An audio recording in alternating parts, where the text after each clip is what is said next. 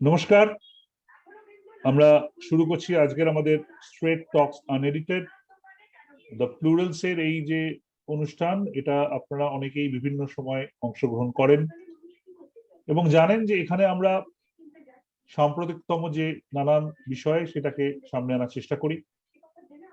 এবং এই মুহূর্তে যে বিষয়, এই মুহূর্তে বলাটা বোধহয় ভুল হলো, গত প্রায় 1.5-2 বছর ধরে যে বিষয়, সেটা কোনো অন্য বিষয়ে কথা বলতেই আমরা পাচ্ছি না, সেটা হলো কোভিড।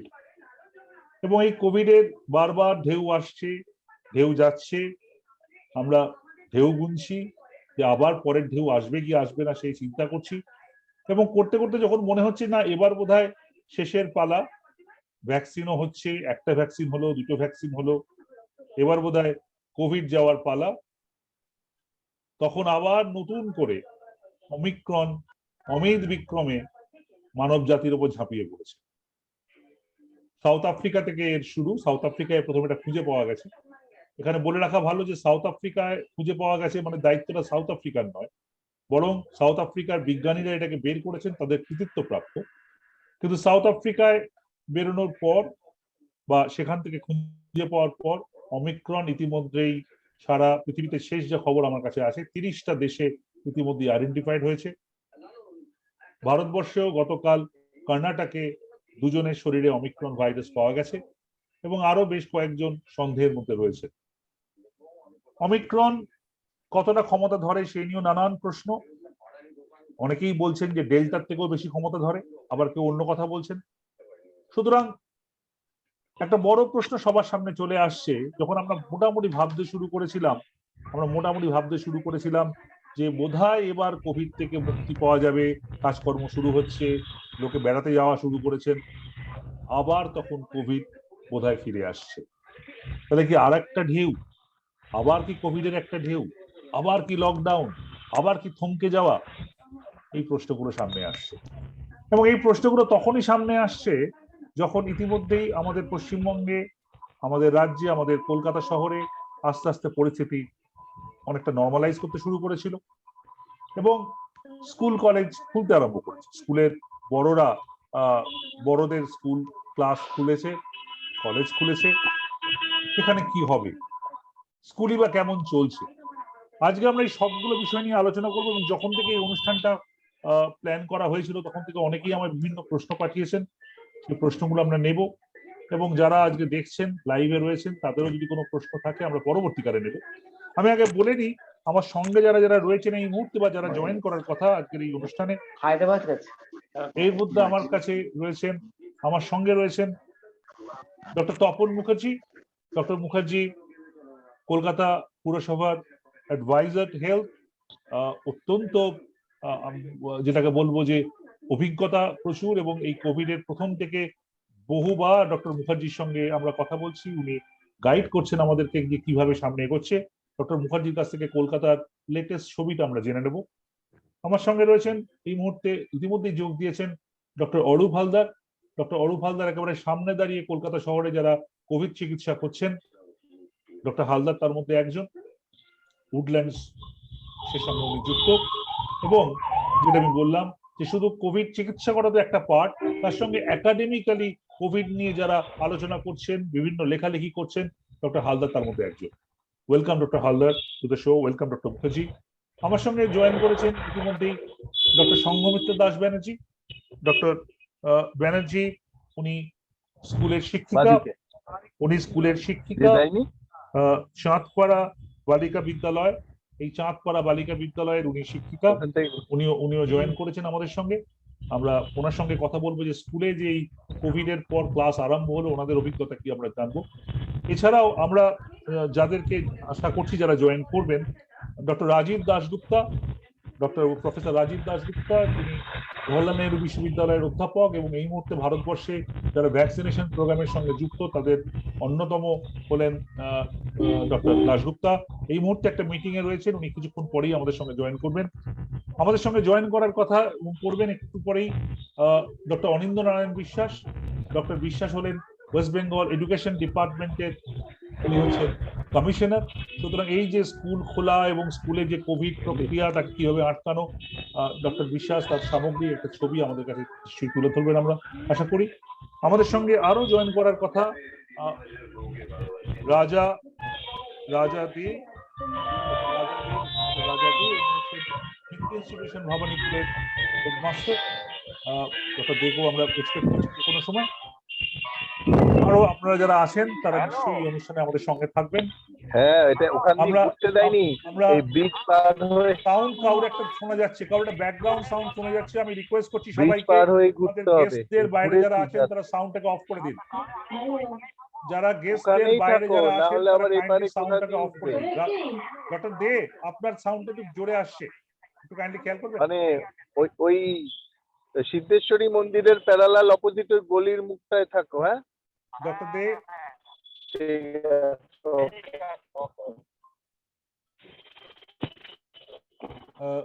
রাজা দে আমাদের সঙ্গে জয়েন করেছেন। রাজা দে মিত্র ইনস্টিটিউশনের হেডমাস্টার। আপনি কি আমার কথা শুনতে পাচ্ছেন? হ্যাঁ হ্যাঁ হ্যাঁ, জয়ন্ত দা শুনতে পাচ্ছি। একটু একটু ব্যাকগ্রাউন্ডে আওয়াজ আসছে, আপনার একটু এটাকে অফ করে রাখুন আপনার সাউন্ডটাকে, কেন আপনার ব্যাকগ্রাউন্ড থেকে একটু আওয়াজ আসছে, ফলে একটু বুঝতে অসুবিধা হচ্ছে। আমি আপনার কাছে প্রশ্ন আসলে আপনি আনমিউট করবেন কাইন্ডলি। আপনি ভিডিওটাকে অন করে রাখতে পারেন যদি আপনার ওখানে, আমি মনে হচ্ছে আপনি রাস্তায় রয়েছেন, যদি অন করার মতো থাকে আপনি অন করতেই পারেন, কোনো অসুবিধা কিছু নেই। আমরা শুরু করে দিই। এই মুহূর্তে ভারতবর্ষের যেটা অবস্থা, আমি ছোট্ট করে ফিগারটা বলে দিই। ভারতবর্ষে এই মুহূর্তে যদিও নাম্বার অফ কেসের সংখ্যা অত্যন্ত অনেকটাই কমে গেছে, 10,000-এরও কম, কিন্তু তবুও এই মুহূর্তে অ্যাক্টিভ কেস প্রায় 1 লক্ষ। আমরা যদি আমাদের পশ্চিমবঙ্গে আসি, পশ্চিমবঙ্গে অ্যাক্টিভ কেস 7,670, এক্ষুনির খবর, আজকে রাত 8টার খবর আমি বলছি। 19,510 জন মারা গেছেন এই পশ্চিমবঙ্গে, এবং আজকে টোটাল ইনফেক্টেড হয়েছেন 600-র আশেপাশে। এই জায়গায় দাঁড়িয়ে আমি ডক্টর অরূপ হালদারকে দিয়ে শুরু করতে যাচ্ছি। ডক্টর হালদার, কি মনে হচ্ছে, আপনারা ট্রিটমেন্ট নিয়মিত করছেন, কি অবস্থা এই অমিক্রন আসার পর, পরিস্থিতি কিরম পাল্টাচ্ছে? ডক্টর হালদার। অমিক্রন ও মাইক্রন বলি আমরা, ওমাইক্রন আমাদের রাজ্যে ঢুকেছে কিনা এখনো সেই সম্বন্ধে আমাদের কোনো সংবাদ নেই। তো বর্তমানে যে পরিস্থিতিটা গত 2 মাস ধরে যেমন চলছিল সেরকমই একটা লো গ্রেড একটা প্রিভ্যালেন্স চলছে এখনো পর্যন্ত। মানে পেশেন্ট ভর্তি হচ্ছেন, বাড়ি যাচ্ছেন, কিন্তু কোভিড ওয়ার্ড গুলো যে আগে উপচে পড়ছিল সেরকম ব্যাপারটা নয়, বেড পাওয়া যাচ্ছে। এবং একটা অংশেই কোভিড আছে, আগে প্রায় হাসপাতালে 2/3 কোভিড বেডে রূপান্তরিত করতে হয়েছিল, এখন হয়তো সেটা কোভিড বেড অনেক কম। সুতরাং এই মুহূর্তে যে কোনো অতিমারি আছে সেটা কিন্তু আমাদের এই রাজ্যে হাসপাতালগুলো তাকালে বোঝা যাচ্ছে না। ভবিষ্যৎ কি হবে আমি এখনো জানি না। হয়তো ডেল্টারই একটা এন্ডেমিক পর্যায়ে এখনো পর্যন্ত চলছে। এবার ওমাইক্রন যদি আসে এবং সেটা যদি স্প্রেড করতে থাকে তাহলে ভবিষ্যতে আমরা বলতে পারবো, মানে আমাদের আলোচনায় উঠে আসবে যে কি হতে পারে। বর্তমানে এটা এন্ডেমিক ফর্ম যেমন ছিল সেইভাবেই চলছে। ওকে, তাহলে এই মুহূর্তে তাহলে সেরকম ধরনের চাপ আপনারা অনুভব করছেন না। রাজা, আপনি একটু আপনার সাউন্ডটাকে যদি অফ করে দেন।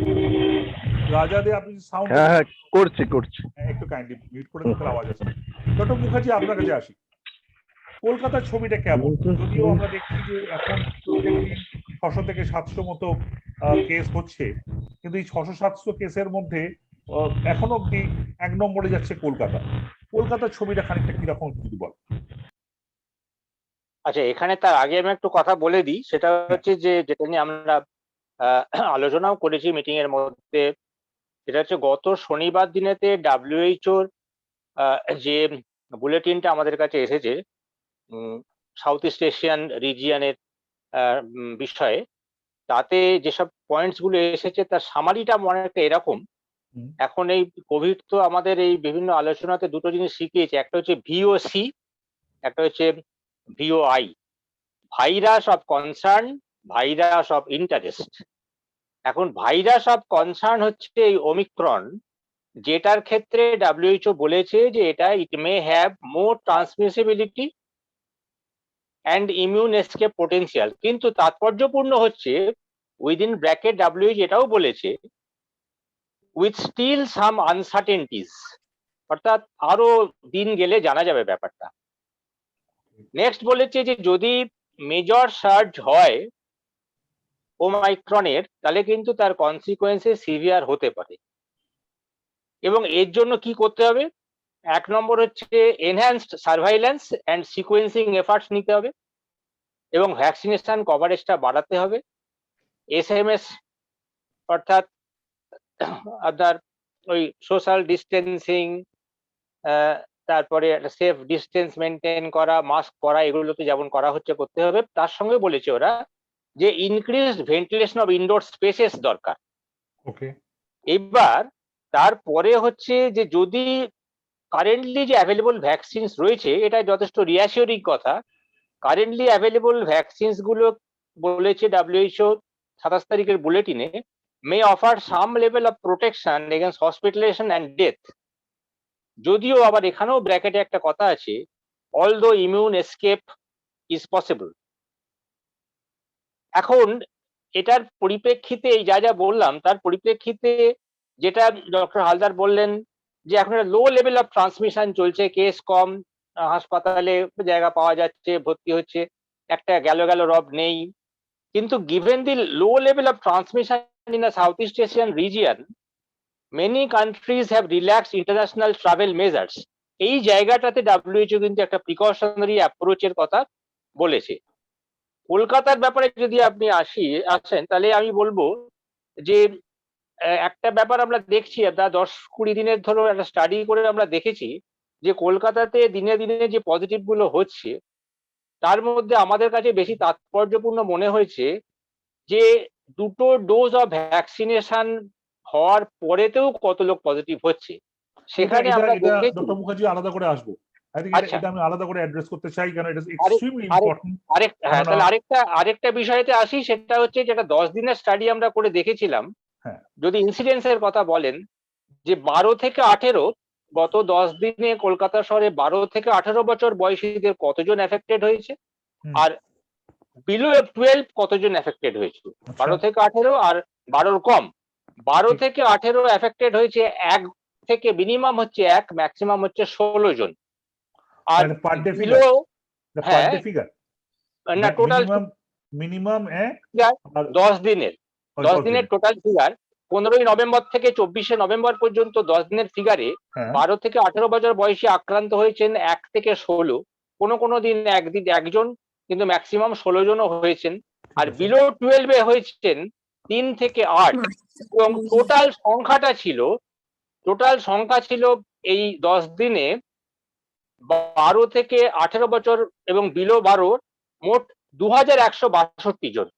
তার মানে যারা ভ্যাকসিনেটেড 2162, হ্যাঁ, যারা ভ্যাকসিনেটেড নন অর্থাৎ 18 কম, 12 থেকে 18 অথবা 12 কম, তাদের মধ্যে কিন্তু ব্যাপক আক্রান্ত হওয়ার খবর কিন্তু নেই। যেটা ডক্টর হালদার বললেন যারা লো লেভেল অফ ট্রান্সমিশন হচ্ছে, কমে এসছে ইত্যাদি, সেটা কিন্তু যারা ভ্যাকসিনেটেড নয় তাদের মধ্যেও অ্যাপ্লিকেবল।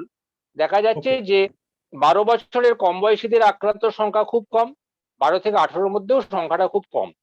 আর কলকাতার যদি আপনি পিকচারটা বলেন তাহলে আমি বলবো 14 দিনের স্টাডি যদি আমি একটা বলি আপনাকে, তাহলে আমরা দেখেছি যে সবচেয়ে বেশি আক্রান্তের সংখ্যা আছে বড় 10, অর্থাৎ এই গলফ গ্রিন সংলগ্ন যে সমস্ত জায়গাগুলো আছে, তারপরে হচ্ছে বড় 12 যাদবপুর। আলাদা করে আসি ডক্টর মুখার্জি, কলকাতার আলাদা করে আসি। আমি একটু আগে, কারণ আপনি একটা খুব ইম্পর্টেন্ট পয়েন্ট রেজ করেছেন, হালদার আপনার কাছে ফিরে যাই, তবে আমি স্কুলের ব্যাপারটায় আসবো কারণ এটা স্কুলের সঙ্গে খুব যুক্ত। ডক্টর মুখার্জি এক্ষুনি একটা ফিগার দিলেন, খুব ইন্টারেস্টিং ফিগার, যে 12 থেকে 18 এবং লেস দ্যান 12, মানে সোজা কথায় যারা ভ্যাকসিন পায়নি তাদের মধ্যে সিনারিওটা, এবং ওনার কথা অনুযায়ী সংখ্যাটা খুব একটা এখনো ভীতিপ্রদ নয়। 15 দিনে 2162 এবং ফিগারটা 1 থেকে 16-র মধ্যে ঘোরাঘুরি করছে। প্রাইভেট 2162, হ্যাঁ তাই 2162, আর ফিগারটা 1 থেকে 16-র মধ্যে ঘোরাঘুরি করছে, মানে per day figure. Doctor Haldar, private হসপিটালে বা আপনাদের ব্যক্তিগতভাবে যে আপনারা পেশেন্ট পাচ্ছেন, দেখছেন, শুনছেন, সেখানেও কি এই বিলো 18-এর এই ছবি কি রিফ্লেক্টেড হচ্ছে যে খুব একটা চিন্তার কারণ নেই? মানে চিরকালই মানে কোভিড যখন থেকে এসছে তখন থেকে পিডিয়াট্রিক এজ গ্রুপে কোভিডের যে প্রকোপ সেটা অনেক কম, এবং এখন তো সত্যি আমরা পিডিয়াট্রিক পেশেন্ট কিছু দেখছি না, যদিও আমি নিজে পিডিয়াট্রিক প্র্যাকটিস করি না, কিন্তু আমাদের যে পিডিয়াট্রিক কলিগরা আছে কিংবা পিডিয়াট্রিক যে বেড আছে তাতে কিন্তু কোভিড পেশেন্টরা অ্যাডমিটেড নয়। সেটা হতে পারে তাদের একটা অ্যাসিম্পটোম্যাটিক ইনফেকশন হচ্ছে যে তারা হসপিটাল অব্দি আসছে না, অথবা হতে পারে যেমন বললেন ডক্টর মুখার্জি যে লো লেভেল অফ ট্রান্সমিশনের জন্য তারা হয়তো অ্যাফেক্টেডই হচ্ছে না। সুতরাং এই মুহূর্তে পরিস্থিতিটা কিন্তু আয়ত্তের মধ্যে আছে। আরেকটা কথা বলার পর আমি স্কুলের পার্টটায় আসবো, সেটা হচ্ছে আমরা যদি সেরো পজিটিভিটি রেটটা দেখি বিভিন্ন বড় শহরে, তাহলে দেখা যাবে কিন্তু sero positive is very high. তাহলে কি এমন হতেই পারে যে একে এদের immunity towards the infection may be higher for different reasons, তারপর সেরো পজিটিভিটি মানে হলো এরাও অলরেডি এক্সপোজড হয়েছে এবং সার্টেন অ্যামাউন্ট অফ একটা ইমিউনিটি গ্রো করেছে, একটা হার্ড ইমিউনিটি তৈরি হয়েছে, এরকম কি হওয়ার সম্ভাবনা রয়েছে ডক্টর হালদার? হ্যাঁ, একটা কথা আমি বলে রাখি, এটা একটু ভয়েরই কথা, যে বলা হচ্ছে কোভিডে নাকি হার্ড ইমিউনিটি তৈরি হবে না। প্রথমে যখন আপনার ইউয়ান ভাইরাস ছিল তখন বলা হতো যে 60% ওপর যদি ইনফেক্টেড হয় তাহলে হার্ড ইমিউনিটি। তারপরে যখন আলফা ভ্যারিয়েন্ট এলো তখন বলা হলো 80%, এখন যখন ডেল্টা ভ্যারিয়েন্ট এলো বলা হচ্ছে 90%। এবার ওমিক্রন এসছে, ওমিক্রনে আমরা জানি না যে ওটা কত পার্সেন্ট হবে। সুতরাং বলা হচ্ছে যে হার্ড ইমিউনিটি হয়তো হবে না, এই ভাইরাসটা একটা লো এন্ডেমিক লেভেলে আমাদের মধ্যে থেকে যাবে। এবার যদি কেউ প্রিভিয়াসলি ইনফেক্টেড হয় অথবা ভ্যাকসিনেটেড হয় তার মধ্যে সিভিয়ার ডিজিজ হওয়ার চান্স কিন্তু খুব কম থাকবে, এবং যদিও সে পজিটিভ হতে পারে সেটা আপনি রুটিন একটা স্ক্রিনিং এও ধরতে পারেন, যেমন ট্রাভেলের আগে অনেক সময় যে করা হয় তাতে স্ক্রিনিং ও ধরা পড়তে পারে, অথবা তার খুব মাইল্ড সিমটমস হলো তখন টেস্ট করা হলো, তার পজিটিভিটি ধরা পড়লো, সেটা হতে পারে। তা এবার বাচ্চাদের মধ্যে যেটা বলা হচ্ছে যে তারা তো ইকুয়ালি ইনফেক্টেড হয়েছে, তারা ইকুয়ালি মানে সেরো পজিটিভ হয়েছে লাইক দ্য অ্যাডাল্টস, কিন্তু তাদের ক্ষেত্রে সিমটমস কম বলে তারা আমাদের কাছে ডিটেক্টেড হয়েছে কম। হ্যাঁ, সুতরাং এইভাবেই চলছে আর কি, যে তার মানে তারা মানে বাচ্চারাও একইভাবে এক্সপোজ হচ্ছে, বা এক্সপোজ হয়তো কম হলেও তারা এফেক্টেড হচ্ছে, কিন্তু তাদের সিমটমটা কম এক্সপ্রেস হচ্ছে, ফলে তারা ডাক্তারদের কাছে কম আসছেন, তারা বেশি বোধহয় আইডেন্টিফাই হচ্ছে। বাচ্চাদের ক্ষেত্রে দুটো জিনিস বলা হচ্ছে খুব ইম্পর্টেন্ট, মানে একটা হচ্ছে যে তাদের হয়তো যখন কোভিড হচ্ছে সেই সময় কোনো সিমটমস হচ্ছে না, কিন্তু বাচ্চাদের মধ্যে একটা ডিসঅর্ডার দেখা যাচ্ছে যেটাকে আমরা বলছি paediatric multi system inflammatory syndrome or multi system inflammatory syndrome, MIS খুব সহজে আর কি, যেটা পোস্ট কোভিড হচ্ছে, কোভিডের মানে 4 উইকস পরে কিংবা 6 উইকস পরে দেখা দিচ্ছে। কি সিমটমটা কি? সিমটম হচ্ছে এগুলো নিউরোলজিক্যাল কিছু প্রবলেম হয়, কিছু কার্ডিয়াক প্রবলেম হয়, শ্বাসকষ্ট হয়, নিয়ে আমরা মানে বাচ্চাদের কাওয়াসাকি ডিজিজ দেখতাম, অনেকটা কাওয়াসাকির মতো সিমটমসটা, এবং সেক্ষেত্রে ভর্তি করতে হয়। এবং বাচ্চাদের মধ্যে লং কোভিড এর প্রকোপ কিন্তু মানে বড়দের মতো একদমই নয়, তুলনায় বড়দের সঙ্গে বাচ্চাদের তুলনা হয় না, মানে লং কোভিডও বাচ্চাদের হয় আর কি। এই দুটো ইম্পর্টেন্ট বাচ্চাদের জন্য। ফাইন, আমরা আসবোই এটাই, কিন্তু আমরা একটু স্কুলের পার্টটা জেনে নিই। আমরা যদি একটু আগে ডক্টর সংঘমিত্র ব্যানার্জিকে যেতে চাই। ডক্টর ব্যানার্জি, আপনি যদি একটু আপনার ফোনটা আনমিউট করেন। হ্যাঁ, আপনি যে স্কুলটায় পড়ান, আপনি চাঁদপাড়া বালিকা বিদ্যালয়তে পড়ান।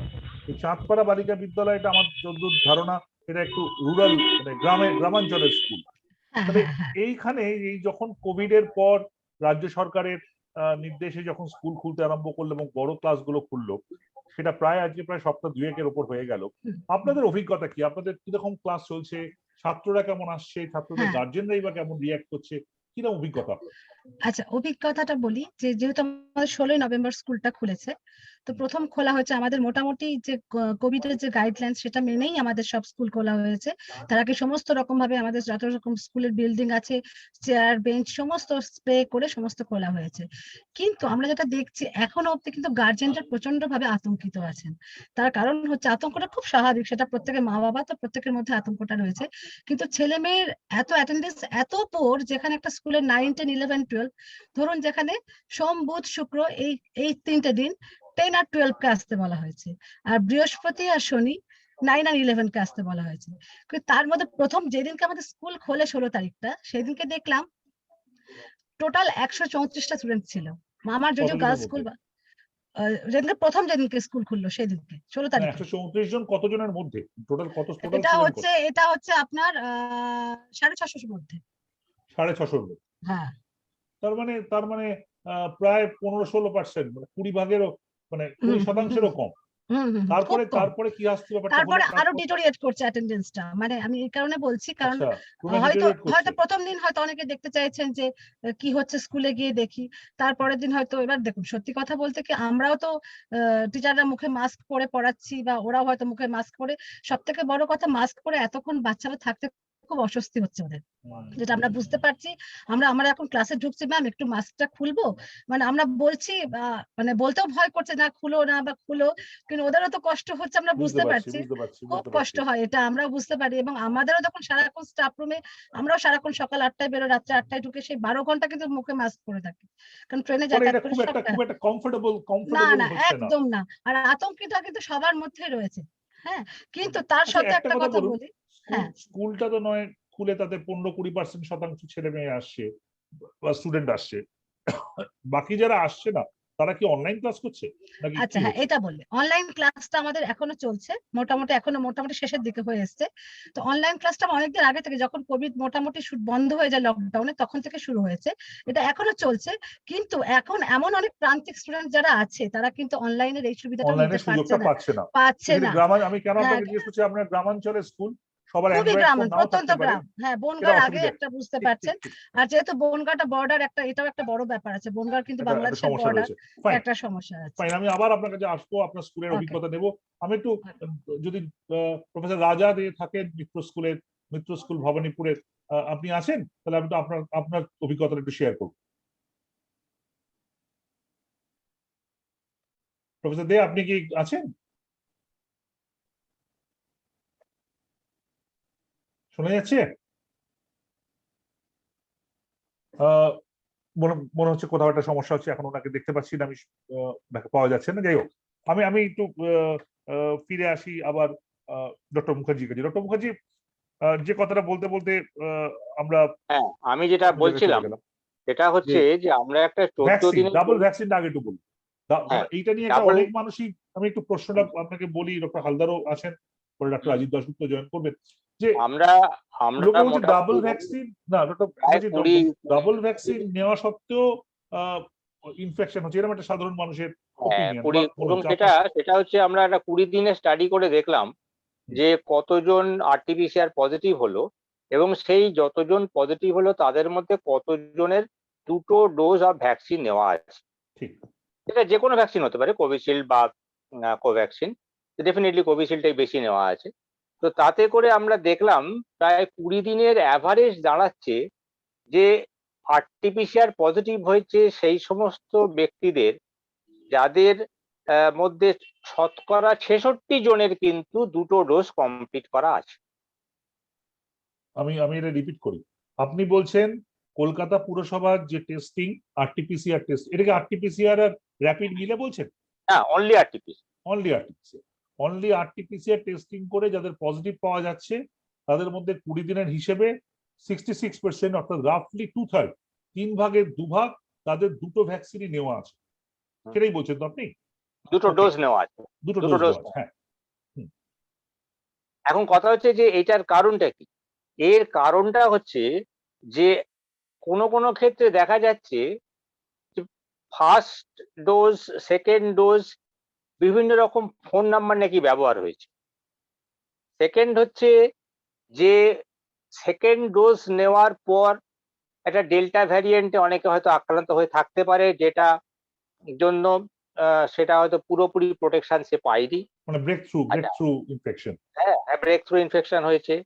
এবং ব্যাপার হচ্ছে যে আমরা দেখলাম যে আমরা ওয়েভ নিয়ে আলোচনা করেছি public health point of view থেকে, যে প্রথমে একটা ওয়েভ হলো গত বছরে, তারপরে 21 সালেতে একটা সেকেন্ড ওয়েভ হলো। তো ভ্যাকসিনের ক্ষেত্রে আমরা দেখেছি যখন প্রথমে ভ্যাকসিনেশনটা আমরা চালু হলো 16ই জানুয়ারি এই বছরে, তখন খুব একটা টেকার ছিল না, লোকের বাড়ি বাড়ি কড়া নেড়ে বলে এলেও কিন্তু কেউ নিত না, সবাই ছিল অনলুকার। তারা সব লক্ষ্য রাখছিল যে যারা নিচ্ছে তারা সবাই বেঁচে থাকছে কিনা। তো এই যে ব্যাপারটা চলছিল, তার ফলে পরবর্তীকালে দেখা গেল একটা ভয়ঙ্কর ওয়েভ ডেভেলপ করলো, যে প্রত্যেকে দৌড়দৌড়ি করছে ভ্যাকসিনের জন্য, এবং যে যেখানে পাচ্ছে পলিটিক্যাল নন পলিটিক্যাল চেনা জানা লোকের দিয়ে ক্যাচ দিচ্ছে যে আমাকে একটা ভ্যাকসিন করে দিতেই হবে, অনেকটা ইডেন গার্ডেন্স এর ওই টেস্ট ম্যাচ দেখতে যাওয়া টিকিটের মতো। একদমই তাই। তো তারপরে আবার দেখা গেল যে সে ওয়েবটা অফ হয়ে গেল। আমি সেদিন একটা অনলাইনে দিল্লির সঙ্গে কথা বলছিলাম, তখন আমি বললাম যে এই কোভিড এর ওই ঢেউ আসা যাওয়া যা হচ্ছে হোক, আমাদের এখন দরকার হচ্ছে, কারণ আমরা একটা আমাদের সব স্তরের লোকদের কতগুলো অনলাইন ট্রেনিং করাচ্ছি, সেটা হচ্ছে কোভিড অ্যাডভোকেসি হেজিটেন্সি এইটার ওপরেতে। তো সেই জায়গাতে দাঁড়িয়ে আমি বলছিলাম ওইটা ইনগরেশনের সময়তে যে এখন আমাদের একটা কিন্তু ভ্যাকসিনেশনের একটা ওয়েভ আসা দরকার। এই ভ্যাকসিনেশনের ওয়েভটা যেটা এসেছিল, কিন্তু ভ্যাকসিনেশনের কোনো সেকেন্ড ওয়েভ আসেনি। এখন যদি এই ওমাইক্রন যদি একটা সেকেন্ড ওয়েভ এনে দিতে পারে, দ্যাট উইল বি এ বুন in disguise. Okay, that's a বুন ইন ডিসগাইজ। Very interesting. আমি কলকাতার ফাটটায় আসবো, কিন্তু আমি তার আগে ডক্টর হালদারকে রেসপন্স নেবো এর উপরে। ডক্টর হালদার, এই যে double dose of vaccine still you are not protected, যেটা এক্ষুনি ডক্টর মুখার্জি অসাধারণ ভাবে উনি যেভাবে বলেন, ওনার ফিগারটা দিয়ে উনি এস্টাবলিশ করলেন, বা এস্টাবলিশ বলবো না, উনি কমিউনিকেট করলেন যে কলকাতা পুরসভার যারা আরটিপিসিআর করছে পজিটিভ পাওয়া যাচ্ছে, তার 2/3 ডাবল ভ্যাকসিনেটেড বা ডাবল ডোজ নেওয়া। How you explain it? মানে ভ্যাকসিন কিন্তু কখনোই যে দাবি করেনি যে ভ্যাকসিন নিলে ইনফেকশন হবে না। সবসময় বলা হচ্ছে যে ভ্যাকসিন নিলে হসপিটালাইজেশন এবং সিভিয়ারিটি কম হবে। আপনাদের মনে আছে হয়তো যে কোভিশিল্ড যখন প্রথমে বাজারে এসেছিল তখন বলা হয়েছিল যে এফিকেসি ইজ অ্যারাউন্ড 70% কিংবা তার কাছাকাছি, আমার এখন আর এক্সাক্ট ফিগারটা মনে নেই। অর্থাৎ মানে 70% effective in protecting the infection, এটা অন্য কিছু না, প্রোটেক্টিং দ্য ইনফেকশন। সেটা কিন্তু অরিজিনাল ইউহান ভাইরাসের এগেনস্টে। তারপরে যখন মিউটেশন হতে হতে ডেল্টা অবধি এলো, তখন তার এফেক্টিভিটি অনেক ডেফিনেটলি কমে গেল। Effectivity in terms of infection, not in terms of hospitalization. কেননা আমরা প্র্যাকটিক্যাল অভিজ্ঞতা যে আমরা যখন ডেল্টা ওয়েভের সার্চ চলছিল মে জুন মাসে, তখন যে পরিমাণ ডেথ দেখেছি আনভ্যাকসিনেটেড পিপলে, যেই ভ্যাকসিন হয়ে গেল সিচুয়েশনটা কিন্তু সম্পূর্ণরূপে চেঞ্জ হয়ে গেল। মানে এখন আমরা মোটামুটি কোভিড ডেথ খুবই কম দেখছি। মানে মোস্ট অফ দ্য পিপল যারা আসছে, যেহেতু আমাদের এই শহরে ভালো ভ্যাকসিনেশন হয়ে গেছে, যারা ইনফেক্টেড হয়ে আসছে মোস্টলি আর ডাবল ভ্যাকসিনেটেড, এবং সেখানে হয়তো একটু অক্সিজেন লাগছে, কারো লাগছে না, একটু ওষুধপত্র পেয়ে তারা কিন্তু সবাই বাড়ি চলে যাচ্ছে। সুতরাং ভ্যাকসিন যে এফেক্টিভ ইন প্রিভেন্টিং সিভিয়ারিটি সেটা একদম স্বতঃসিদ্ধ, but it is not effecting in preventing the reinfection. Okay, আমি একটু কথা বলবো। হ্যাঁ শিওর, নিশ্চয়ই, আসুন। আমি ডক্টর হালদারের সঙ্গে 200% একমত, কিন্তু এইখানেতেই আমার যেটা বলার আছে সবার যারা শুনছেন তাদেরকে, রিসেন্টলি একটা জায়গায় আমি পড়লাম, সে তারা বলছে যে বিএমজে তে, ব্রিটিশ মেডিকেল জার্নালে অনেক রকম স্টাডি ফাডি যা রিপোর্ট বেরিয়েছে, তার বটম লাইন হচ্ছে এইটাই যে মাস্ক পরলে 84% প্রোটেকশন দেয়, ফিজিক্যাল ডিস্টেন্সিং মেনটেন করলে 87% প্রোটেকশন দেয়, হাত ধোয়াধুয়ি করলে কিন্তু প্রোটেকশন অত্যন্ত কম, 12% প্রোটেকশন দেয়। এবং ডক্টর হালদার অলরেডি বলেছেন যে কখনোই কোনো ভ্যাকসিন কিন্তু আপনাকে এই পরিমাণ প্রোটেকশন দিতে পারে না। তা আমরা দেখলাম যে যাদেরই দুটো ডোজ নেওয়া হয়ে গেল, তাদের মধ্যে একটা ফলস সেন্স অফ কমপ্লাসেন্স ডেভেলপ করে গেল যে আমার দুটো ভ্যাকসিন নেওয়া হয়ে গেছে, আমি খেলার মাঠে যেতে পারি, আমি পলিটিক্যাল র্যালিতে যেতে পারি, ইত্যাদি ইত্যাদি, এবং তার জন্য যা হওয়ার তাই হল। ডক্টর হালদার, ডক্টর মুখার্জি একদিন হিট দ্য নেল অ্যাকচুয়ালি, যে দুটো ভ্যাকসিন নেওয়ার পরে আমরা ভাবলাম যে পাসপোর্ট পেয়ে গেছি, যা খুশি করা, তা সেটার পাসপোর্ট যে পাইনি সেটা কোভিড বুঝিয়ে দিচ্ছে। কিন্তু এখানে এখন অব্দি আমাদের এখানে লো গ্রেড অফ ইনফেকশন থাকলেও ওমাইক্রনের ক্ষেত্রে মানে আমরা অলরেডি ওয়েস্ট বেঙ্গলে না আসলেও ইন্ডিয়াতে এসে গেছে, এবং এটাও বলা হচ্ছে, যেটা ডক্টর মুখার্জি একটু আগে WHO রিপোর্টের কথা বলছিলেন, যে কতটা প্রোটেকশন এই ভ্যাকসিনের এগেনস্টে দেবে আমরা জানি না। সুতরাং অলরেডি এক্সিস্টিং ভাইরাসে ভ্যাকসিনের এই যে ভ্যাকসিনেশন, তাতে হয়তো মর্টালিটি মরবিডিটি কম, কিন্তু প্রোটেকশনটাও যে মানে খুব বেশি সাংঘাতিক ভাবে ফুললি প্রোটেক্টেড নয় আমরা বুঝতেই পারছি। সেক্ষেত্রে ওমাইক্রনের ক্ষেত্রে আপনি কতটা concern with the present regime of vaccine? যেটা এখনো পর্যন্ত রিপোর্ট, ওমাইক্রন ধরা পড়েছে হচ্ছে 24শে নভেম্বর, ফার্স্ট স্যাম্পল কালেক্টেড হয়েছে 9th নভেম্বর, মানে সাউথ আফ্রিকাতে, যে গুয়াটেং প্রভিন্স মনে হয়, সম্ভবত গুয়াটেং প্রভিন্স থেকে। তাদের ফলো আপ করে আপাতত পর্যন্ত যেটা দেখা যাচ্ছে যে ওমাইক্রনে কিন্তু খুব একটা ডেথ এখনো পর্যন্ত দেখা যায়নি। যদিও খুব ব্যাপারগুলো খুব প্রিলিমিনারি, মানে খুব মানে সেরকম সাংঘাতিক ডেটা আমাদের কাছে আসেনি, তবে যতটুকুনি দেখা যাচ্ছে তাদের মধ্যে খুব একটা ডেথ নেই। ভ্যাকসিনেটেড আনভ্যাকসিনেটেড দুটো ক্ষেত্রেই হচ্ছে, এবং জেনারেলি মাইল্ড সিমটম হচ্ছে। এবং আরেকটা জিনিস বলা হচ্ছে, এটাও এখনো আমরা খুব কি বলে জানি না যে সঠিক কিনা, যে এর ইনকিউবেশন পিরিয়ডটা নাকি একটু বেশি, নট লাইক ডেল্টা। মানে ডেল্টাতে আমরা যেমন দেখেছিলাম যে 4 দিনে 5 দিনে নিউমোনিয়া ডেভেলপ করে যাচ্ছে, তাকে হসপিটালে ল্যান্ড আপ করতে হচ্ছে, ওয়ানের মতো নয়। এর নাকি বলা হচ্ছে ইনকিউবেশন পিরিয়ড একটু বেশি, বাট এটা ভুলও হতে পারে, ভবিষ্যতে এটা আরো ভালো বোঝা যাবে। তা ওমাইক্রন এমন একটা ভ্যারিয়েন্ট বলা হচ্ছে যে যার transmissibility is much more than, মানে হাইয়েস্ট ইন দ্য কোভিড, মানে যারা কোভিড এর যেসব স্পিসিস গুলো, মানে স্পিসিস বলবো না, কোভিড এর যেসব ভ্যারিয়েন্টস গুলো এসছে তার মধ্যে ওমাইক্রন বলছে more than 5 times more transmissible than the delta. কিন্তু এর সিভিয়ারিটি ইজ অনেক, মানে অনেক কম। যদি এটা সত্যি হয় তাহলে কিন্তু, হ্যাঁ, তাহলে কিন্তু আমার মনে হয় যে মানে কি হবে, আমাদের দেশে যখন আসবে কিংবা আমাদের শহরে যখন আসবে, এটা সময়ের অপেক্ষা আসবেই, মানে খুব দ্রুত ছড়াবে, এটা ছড়াবে, সবাই ইনফেক্টেড হবে, এবং একটা লো লেভেল অফ ইমিউনিটি সবাই পেয়ে যাবে। হ্যাঁ, সুতরাং দেখা যাক, মানে হ্যাঁ, মানে এটা আমরা জানি না। ট্রিটমেন্টের ক্ষেত্রেও আসবো, ট্রিটমেন্টের প্রোটোকল নতুন রকম আসছে। আর ভ্যাকসিনেশন যেটা বলছেন, ডেফিনেটলি যখন একটা ভ্যারিয়েন্টস আসছে with so much of mutations, মানে 50টার উপর মিউটেশন, নতুন মিউটেশনস পাওয়া গেছে স্পাইক প্রোটিনে, মানে আরবিডি ডোমেন যেটা খুব ইম্পর্টেন্ট, সেটার এগেইনস্টে 10টা মিউটেশন পাওয়া গেছে, যেটা ডেল্টাতে 2টো। সুতরাং ডেফিনেটলি ভ্যাকসিন এফিকেসি কমতে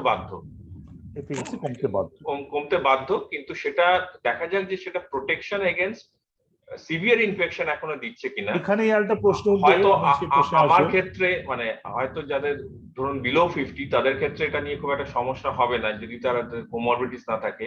দেখতে হবে যে প্রোটেকশন কতটা দিচ্ছে সে ইন এল্ডারলি পেশেন্ট, মানে 65-র উপরে যাদের বয়স, তাদের ক্ষেত্রে এই ভ্যাকসিনটা কতটা এফেক্টিভ, সেটা কিন্তু একটা দেখার বিষয়। আর একটা প্রশ্ন এই তুলবে, সেটা আসবো এই প্রশ্নে। এই প্রশ্ন নিয়ে আগে আমরা আলোচনা করেছিলাম, তারপরে সেই প্রশ্নটাও সামনে উঠে এসেছিল, বুস্টার ডোজ, যে এই ওমাইক্রন কি বুস্টার কি জাস্টিফাই করবে। তার আগে আমি আবার তো স্কুলের পর্যায়ে ফিরে আসি। সংঘমিত্রা, আপনার কাছে ফেরত যাচ্ছি, আপনি একটু আপনার ফোনটাকে আনমিউট করুন। সেটা হচ্ছে যে আপনি বলছিলেন যে আপনার স্কুলের ছাত্রদের অসুবিধা হচ্ছে, আপনার স্কুলে কি তো মেয়েরা সবাই তো, এবারে কি আপনাদের ধরুন যারা কলিগরা আছেন অন্যান্য স্কুলে পড়ান, তাদের সঙ্গে নিশ্চয়ই আপনাদের নিয়মিত কথা হয়, আপনারা নিশ্চয়ই আলোচনা করেন, সেখানেও কি এই ছবিটা কি সব জায়গাতেই, যে প্রথমে যে পরিমাণ ছাত্রছাত্রী ছিল ক্রমেই সেটা কমে আসছে? হ্যাঁ, এই চিত্রটা সব জায়গাতে মোটামুটি আপনি অল্প পরিমাণ সবটাই দেখতে পাবেন, সব স্কুলেই এই চিত্রটা সেম চিত্র যেটা আমি বললাম। প্রথমে যেটুকু ছিল তার থেকে আস্তে আস্তে কিন্তু সংখ্যায় কমছে। আর এই কমছে বলে আমরা আর কি, বা আমাদের স্কুলের ক্লার্ক বা গ্রুপ ডি যারা ছিলেন, তারা প্রত্যেকের, মানে যারা আর কি অনলাইনে আসতে পারছেন না বা একদমই যারা স্কুলে আসতে পারছেন না, তাদের ক্ষেত্রে আমরা করেছি কি, বাড়ি বাড়ি গিয়ে আমরা খোঁজ নিচ্ছি সেই মেয়ে ঠিক আছে কিনা বা তার জ্বর আছে কিনা, এটা খোঁজ নিচ্ছি। কেননা ও যদি কোনো রকম ভাবে স্কুলে আসতে চায়, তাহলে যেন স্কুলে আসতে দেওয়া হয়। স্কুলটা ভয়ের কোনো কারণ নেই, সেটা আমরা বোঝানোর চেষ্টা করছি। এই ধরুন স্কুলে কমার কারণটা আমি বোঝার চেষ্টা করছি, কেন ধরুন এমন তো নয় জবে থেকে স্কুল খুলেছে, এই দুজন ডাক্তারবাবু যারা আছেন তারা পরিষ্কারই বলছেন যে এই মুহূর্তে পশ্চিমবঙ্গে কোভিড এর পরিস্থিতি সেরকম ভয়ের নয়। আজকেও মাত্র 600-র উপরে এফেক্টেড হয়েছে গোটা পশ্চিমবঙ্গে, সেটা সাংঘাতিক ভয়ের বিষয় নয়।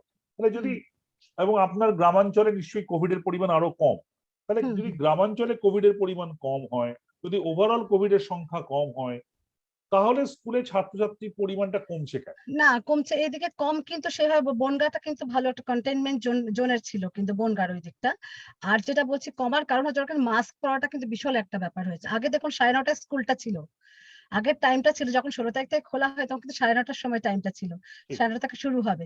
ওই অত সকালে তার আগে থেকে মেয়েদের 9:15 বা 9:20-র মধ্যে ঢুকতে হচ্ছে, এবং 4:30 অব্দি স্কুল। একটা বাচ্চার পক্ষে অতক্ষণ মাস্ক পরে থাকাটা খুব কষ্ট। Very very interesting. আমি একটু ডাক্তারবাবুর সাথে যাই। ডক্টর মুখার্জি, এইটা খুব ইন্টারেস্টিং, মানে এই যে স্কুলের মানে এই যে নিটিগ্রিটি, ডক্টর মুখার্জি উনি বলছেন যে মাস্ক পরে থাকাটা একটা একটা একটা ডিটারেন্টের কাজ করছে। একটা স্টুডেন্ট, একটা বাচ্চা ছেলে মেয়ে, এবং সে দৌড়ে বেড়াচ্ছে, তার পক্ষে মাস্ক পরে অতক্ষণ থাকাটা হাউ ইউ কাউন্টার দিস, মানে এটাকে public health point of view থেকে আবার মাস্ক তো পরে থাকতেও হবে। একটা কথা হচ্ছে স্কুলের এনভায়রনমেন্টটা যদি প্রোটেক্টেড হয়, এই সেন্সে যদি স্টাফ অ্যান্ড টিচার্সরা যদি প্রোটেক্টেড থাকে, তাহলে যারা ভ্যাকসিন নেয়নি তারা তো এমন একটা এনভায়রনমেন্টে রয়েছে যে যেখানে নাকি আমরা ধরে নিতে পারি যে ভাইরাস সংক্রমণের সম্ভাবনাটা কম। তো সেখানে আর দ্বিতীয় কথা হচ্ছে যে মাস্কটা পরে ছুটোছুটি করাটা রেকমেন্ডেডও নয়। একসময় এমনও শোনা গেছিল যে মাস্ক পরে মর্নিং ওয়াক করতে গিয়ে একটা ক্যাজুয়ালিটিও হয়েছিল। সুতরাং মাস্ক পরাটা অতটা স্কুলের এরকম পরিবেশেতে মাস্ক পরে খেলাধুলো করা এটা রেকমেন্ডেড নয়, বরং ওই স্যানিটাইজেশন, স্যানিটারি যে সমস্ত ইস্যুস গুলো আছে সেগুলোকে অ্যাড্রেস করা, বা আমরা যা ছবি টবি দেখেছি, যেটুকু রিপোর্ট করেছি যে ক্লাসে বেঞ্চে একজন বসলে তার ডায়াগোনালি পেছন দিকে কর্নারে আরেকজন বসছে, এইভাবে একটা ডিস্টেন্স মেনটেন করা, ক্লাসের সময়টাতে মাস্কটা পরা। তার কারণ আমরা যেমন ড্রপলেট ড্রপলেট করে বলছি, এই ড্রপলেট কিন্তু যে আক্রান্ত হয়েছে তার থেকে যেমন ড্রপলেট হয়, এবং আক্রান্ত লোকে যদি কাশিটা নাও থাকে তাহলেও কিন্তু জোরে কথা বললে নাকি ড্রপলেট বেশি বেরোয়, কম আস্তে কথা বললে ড্রপলেট কম বেরোয়। সুতরাং আক্রান্ত লোকের থেকে ড্রপলেটটা বেরোতেই পারে, সেই লেভেলটাতে মাস্কের প্রয়োজনীয়তা অনেক বেশি। আদারওয়াইজ মাস্ক পরে স্পোর্টস অ্যান্ড গেমসে পার্টিসিপেট করাটা is not recommended also. But এই ক্লাসের মধ্যে ধরুন, ক্লাসের মধ্যে তো গভর্নমেন্টের প্রোটোকলই মাস্ক পরে থাকার কথা আছে, সুতরাং সেক্ষেত্রে তো ছাত্রছাত্রীদের পরে থাকতেই হবে। ক্লাসে সেফ ডিস্টেন্সটা মেনটেন করা, ওই মাঝে মাঝে সাবান জল বা হাত স্যানিটাইজার দিয়ে ওয়াশ করা, এবং সেখানেতে সেখানে মাস্কটা পরা, কারণ মাস্কটা পরাটা তো মোর হ্যাবিট হয়ে গেছে, হ্যাবিটের মধ্যে আনার দরকার পড়ে গেছে। কারণ আপনি জানেন যে আমাদের একটা পত্রিকা আছে পুরশ্রী, সেই পুরশ্রী পত্রিকাটাতে যেটা লেটেস্ট সংখ্যাটাতে আমার যে টপিকটা তার শেষেতে আমাকে এডিটর এসে আলাদা করে কনগ্রাচুলেট করেছিলেন যে আপনি যেরকম ডিরেক্ট লিখেছেন এটা লেখার খুব দরকার ছিল। সেটা হচ্ছে আমি সেখানে কিন্তু ধাপে ধাপে দেখিয়েছি যে যখন প্রথম সিগারেট খাওয়াটার ব্যাপারে লোককে যখন একটু ইয়ে করতে বলা হচ্ছিল সিগারেট খাবেন না, লোকে তো কথা শুনতো না, তখন ছিল যে smoking is injurious to health, তারপরে বললো স্মোকিং কজেস ক্যান্সার, এসব অনেকবিধ কথাবার্তা বলতে বলতে শেষকালে বলছে স্মোকিং কিলস। তো আমার মনে হয় যে যদি মাস্কের ক্ষেত্রেও কিন্তু একই ব্যাপার, যে আপনি মাস্ক না পরলে আপনার কোভিড হবে, এই মেসেজটা যদি ক্লিয়ারলি দেওয়া যায়, আপনি ভ্যাকসিন নিলেন কি না নিলেন, কি নিলেন, কোন ভ্যাকসিন নিলেন থেকে মোর ইম্পর্টেন্ট মাস্ক পরলেন কি না পরলেন, এই মেসেজটা বাচ্চারা কতটা পারবে সেটাই হচ্ছে একটা বড় কথা। কারণ এটা আমরা হয়তো অ্যাডাল্টরা বুঝি, আমরা হয়তো, কিন্তু বাচ্চাদের ক্ষেত্রে তাদের অন্যরকম একটা স্ট্রাকচার, সেখানে এই মাস্ক কতক্ষণ পরে রাখা যাবে। ডক্টর হালদার, আপনার কি মনে হয় এইটাই যে এই যে কথাটা সংঘমিত্রা রেস করছেন যে স্কুলে এবং স্কুলের স্টুডেন্ট নেবে আস, মানে বটম লাইন হচ্ছে যাদের জন্য স্কুল খোলা হলো মাত্র 15 to 16% বা অ্যাট মোস্ট 20% স্কুলে অ্যাটেন্ডেন্স, 80% আমরা অলরেডি তারা আসছেন না। আরবান স্কুলগুলোর কম বেশি হয়তো সেরকমই অবস্থা। তো doctor Haldar, how you go about it? মানে একদিকে মাস্ক পরতেই হবে, অন্যদিকে এই ধরনের মাস্ক পরে ক্লাসের মধ্যে তাদের অসুবিধা, আপনার কি মনে হয় হাউ ইউ গো অ্যাবাউট? আমি আপনাকে একটা পরিসংখ্যান দেবো, এটা একটা স্টাডি থেকে আমি মানে বলছি আর কি, এটা অস্ট্রেলিয়ান স্টাডি হয়েছিল, যেটা ওই স্কুল প্রেমিসেস স্কুলে করা হয়েছিল, যারা একটা মোটামুটি স্ট্যান্ডার্ড একটা প্রোটেকটিভ মানে মেজারমেন্ট যেগুলো সেগুলোকে ফলো করেছিল। তাতে বলছে যে transmission rate from adults to children is 8%, মানে টিচার থেকে স্টুডেন্টদের হতে পারে 8% ক্ষেত্রে, from children to adults হচ্ছে 1.3%, from children to adults মানে from students to teachers 1.3, R from children to children is 1.8।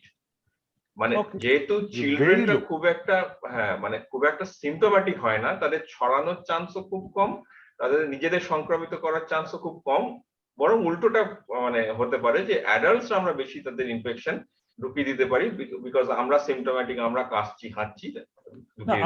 আমি মাস্ক না পরার কথা বলছি না, কিন্তু আমি বলার চেষ্টা করছি এটাই যে রিয়েলিস্টিক্যালি, প্র্যাগমেটিক্যালি, ডক্টর মুখার্জি এবং ডক্টর হালদার দুজনকেই জিজ্ঞাসা করছি যে আমরা রাস্তাঘাটে এখন এই যে লো লেভেল অফ ইনফেকশনের জন্য আপনি রাস্তাঘাটে দেখবেন 60-70% লোক এখনো মাস্ক না পরে ঘুরে বেড়াচ্ছে, অ্যাটলিস্ট 50% তো বটেই।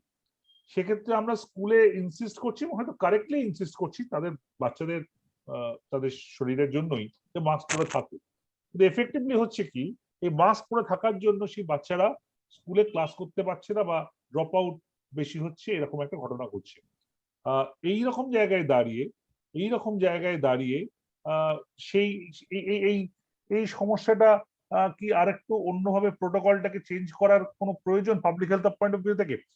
আমার মনে হচ্ছে আমার সঙ্গে আমি যদি ভুল না করে থাকি তাহলে ডক্টর অনিন্দ্যনারায়ণ বিশ্বাস, যিনি পশ্চিমবঙ্গ সরকারের স্কুল ডিপার্টমেন্টের কমিশনার, তিনি জয়েন করেছেন। অনিন্দ্যবাবু, আপনি শুনতে পাচ্ছেন আমার কথা? অনিন্দ্যবাবু, শোনা যাচ্ছে? আপনি মিউট আছেন কি? আমার মনে হলো আপনি জয়েন করেছেন।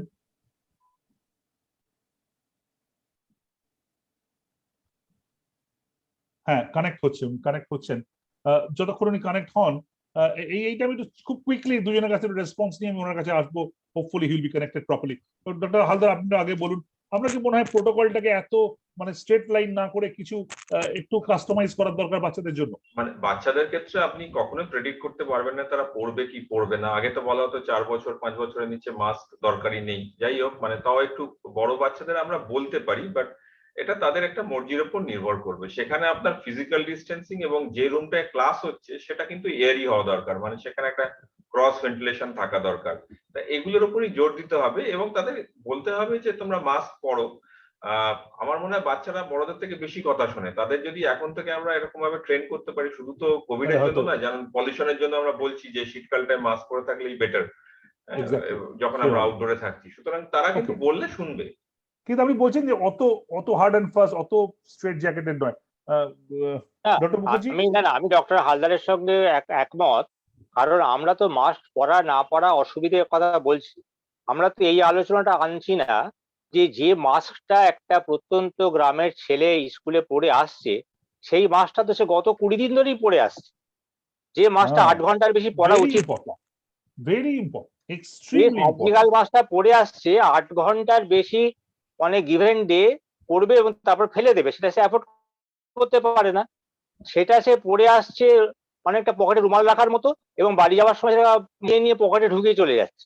মানে আমরা কিভাবে মাস্কটা পড়ছি আর কোন মাস্কটা পড়ছি, হ্যাঁ কোন মাস্কটা পড়ছি, কিভাবে পড়ছি, এটাও তো ইকুয়ালি ইম্পর্টেন্ট। আদারওয়াইজ তো আমরা একটা ফলস সেন্স অফ সিকিউরিটি নিয়ে ঘুরে বেড়াচ্ছি।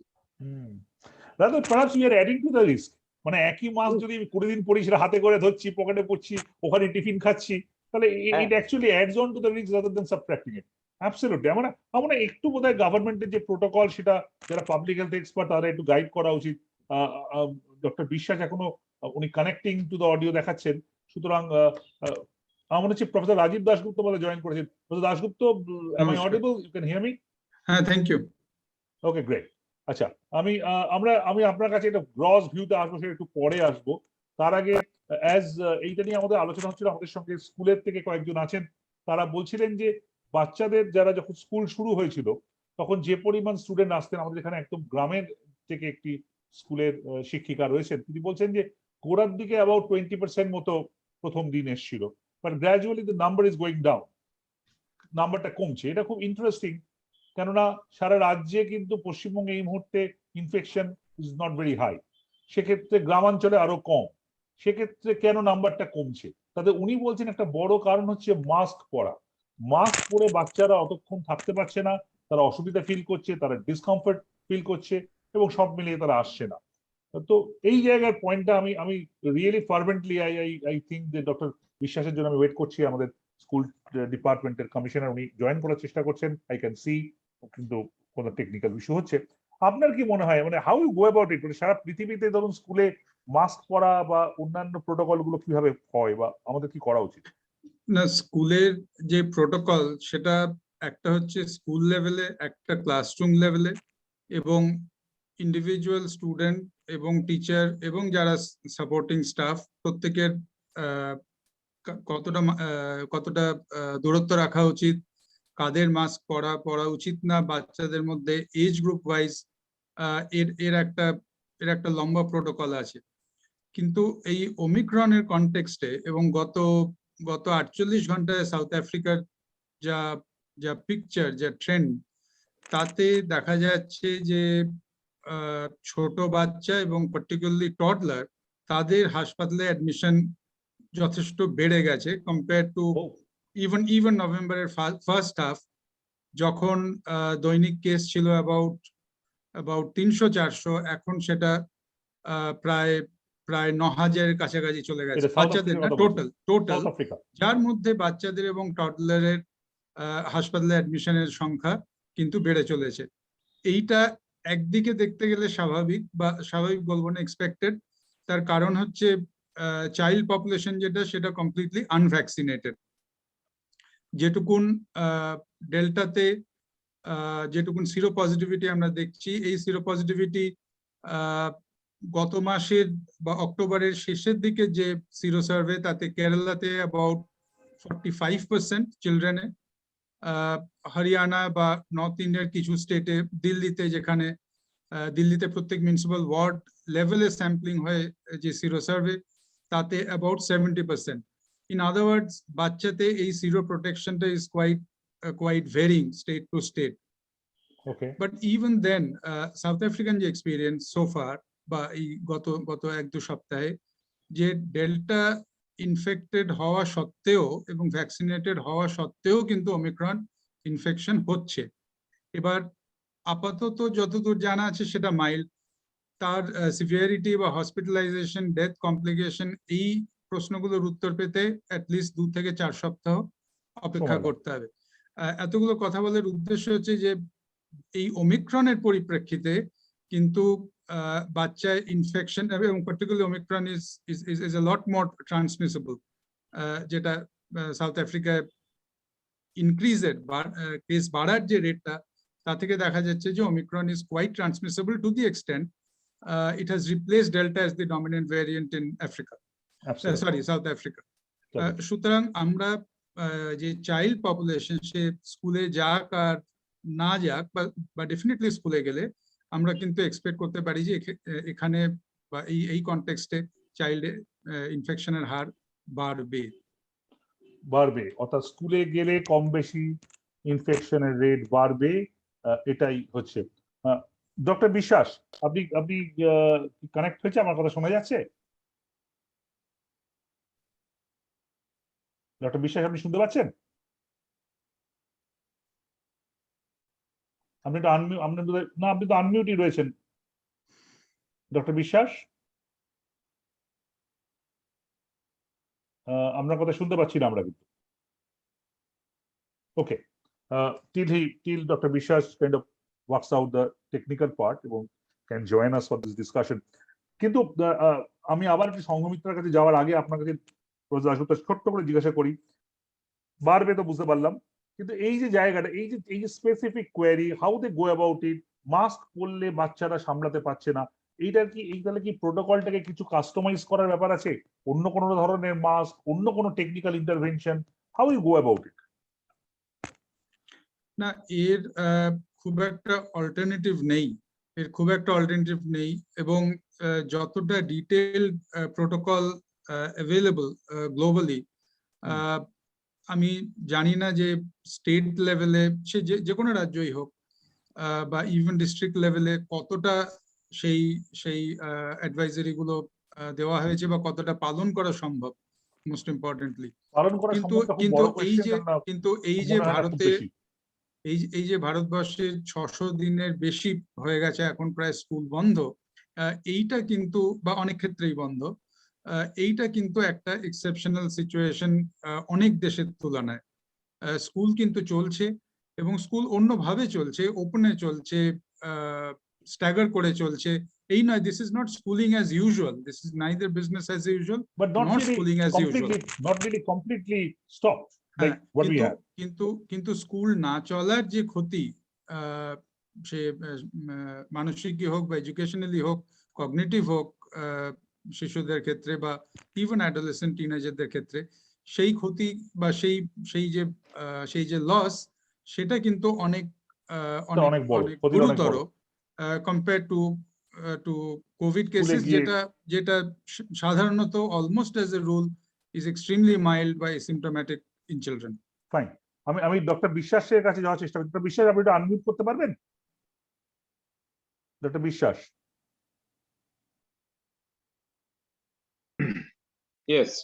হ্যাঁ, এই তো এতক্ষণে আপনাকে দেখা যাচ্ছে, শোনাও যাচ্ছে। Welcome to the show doctor Anindra Narayan বিশ্বাস, ওয়েস্ট বেঙ্গল গভর্নমেন্টের এডুকেশন ডিপার্টমেন্টের স্কুল ডিপার্টমেন্টের কমিশনার। বিষয়ে আপনি জানি আপনি মিটিং এর মধ্যে ছিলেন, আপনাকে আমরা একটু দেরি করে পেলাম। তো আমি খুব ছোট করে আপনার স্কুলের কনটেক্সটের যে আলোচনাটা উঠে এলো সেটা বলি। এখানে বেশ কিছু স্কুলের টিচার আছেন যারা বলছেন যে যখন স্কুল খুলেছিল তখন অ্যাবাউট 20% বা আশেপাশে বাচ্চা প্রথম 2-3 দিন আসছিল। তারপর যেটা হচ্ছে সময়ের সঙ্গে সঙ্গে বাচ্চাদের সংখ্যাটা কমছে, এবং এটা রুরাল এক্সপিরিয়েন্স, আরবানে হয়তো আরো বেশি সেই সমস্যা আছে। তো আপনার তো 2 সপ্তাহ হলো, আপনি খুব ক্লোজ থেকে দেখছেন, I know you are very hand on official. আপনার নিজের অভিজ্ঞতা কি? হাউ দিস স্কুল খোলার পর এটা কেমন ভাবে চলছে, আপনি একটু শেয়ার করেন আপনার অভিজ্ঞতাটা, then we can kind of come back. না, এটা বোধহয় মানে পুরোটা ঠিক কথা হলো না যে পরে কমে গেছে। এটা ভ্যারি করছে, ইনফ্যাক্ট অনেক জায়গাতে অ্যাটেন্ডেন্স বেড়েও গেছে। আচ্ছা, কিছু আমি তো কালকে আরেকজনের সঙ্গে কথা বলছিলাম, সেখানে রীতিমতো উৎসাহ, মানে 80% উপরে অ্যাটেন্ডেন্স। এখন ব্যাপারটা হচ্ছে যে এটা এলাকার উপর নির্ভর করছে। আমরা যেটা দেখতে পাচ্ছি যে বেশি রুরাল জায়গাতে বরঞ্চ একটা ওদের এই ভয় ভীতিটা একটু বোধহয় কম। আচ্ছা, সেক্ষেত্রে হ্যাঁ, কারণ কলকাতা এবং তার চারপাশের যে জায়গাগুলো, সেখানে যেহেতু কোভিডের ফ্রিকোয়েন্সিটা অনেক বেশি, হুম। সেখানে অনেক ধরনের ইনহিবিশন কাজ করছে, সেটা একটা ফ্যাক্টর। কিন্তু আবার যেখানে এই ধরনের সমস্যাটা নেই, সেখানে কিন্তু অনেকটা স্বতঃস্ফূর্ত আম, সেখানে কিন্তু স্টুডেন্টরা কিন্তু আসছে। এখন ঘটনা হচ্ছে যে এ তো অনেকেই অনেক কিছু আলোচনা করছেন যে অ্যাটেন্ডেন্সটা কেন কম হচ্ছে। হুম। একটা তো থিওরি যেটা চলছে সেটা হচ্ছে যে অনেক দিনের একটা ইনার্শিয়া তৈরি হয়েছে, অনেকদিন ধরে স্কুলটা বন্ধ আছে, অভ্যেসটাই চলে গেছে, স্কুলে স্কুলে আসার আসার অভ্যেসটাই অভ্যেসটাই চলে চলে গেছে। গেছে। হ্যাঁ, আমি জানি যেমন কিছু শহরাঞ্চলে তারা ভীষণ হ্যাবিচুয়েটেড হয়ে গেছে যে একটা অনলাইনে ক্লাস হবে, সকালবেলা আমাকে এটা খুলতে হবে এবং আমি শুনবো। অনেককে আমি এমনও শুনেছি, এগুলো ব্যক্তিগত অভিজ্ঞতার কথা বলছি, যেখানে ঠিক।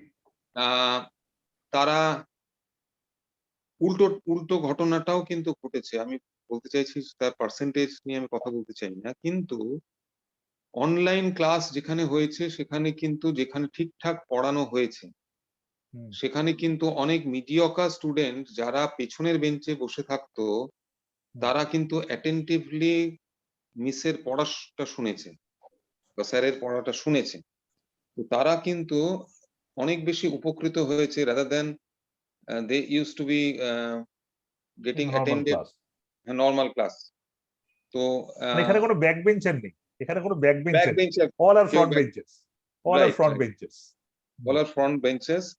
এবং যারা এটাতে মজা পেয়ে গেছে তারা কিন্তু প্রশ্ন করছে।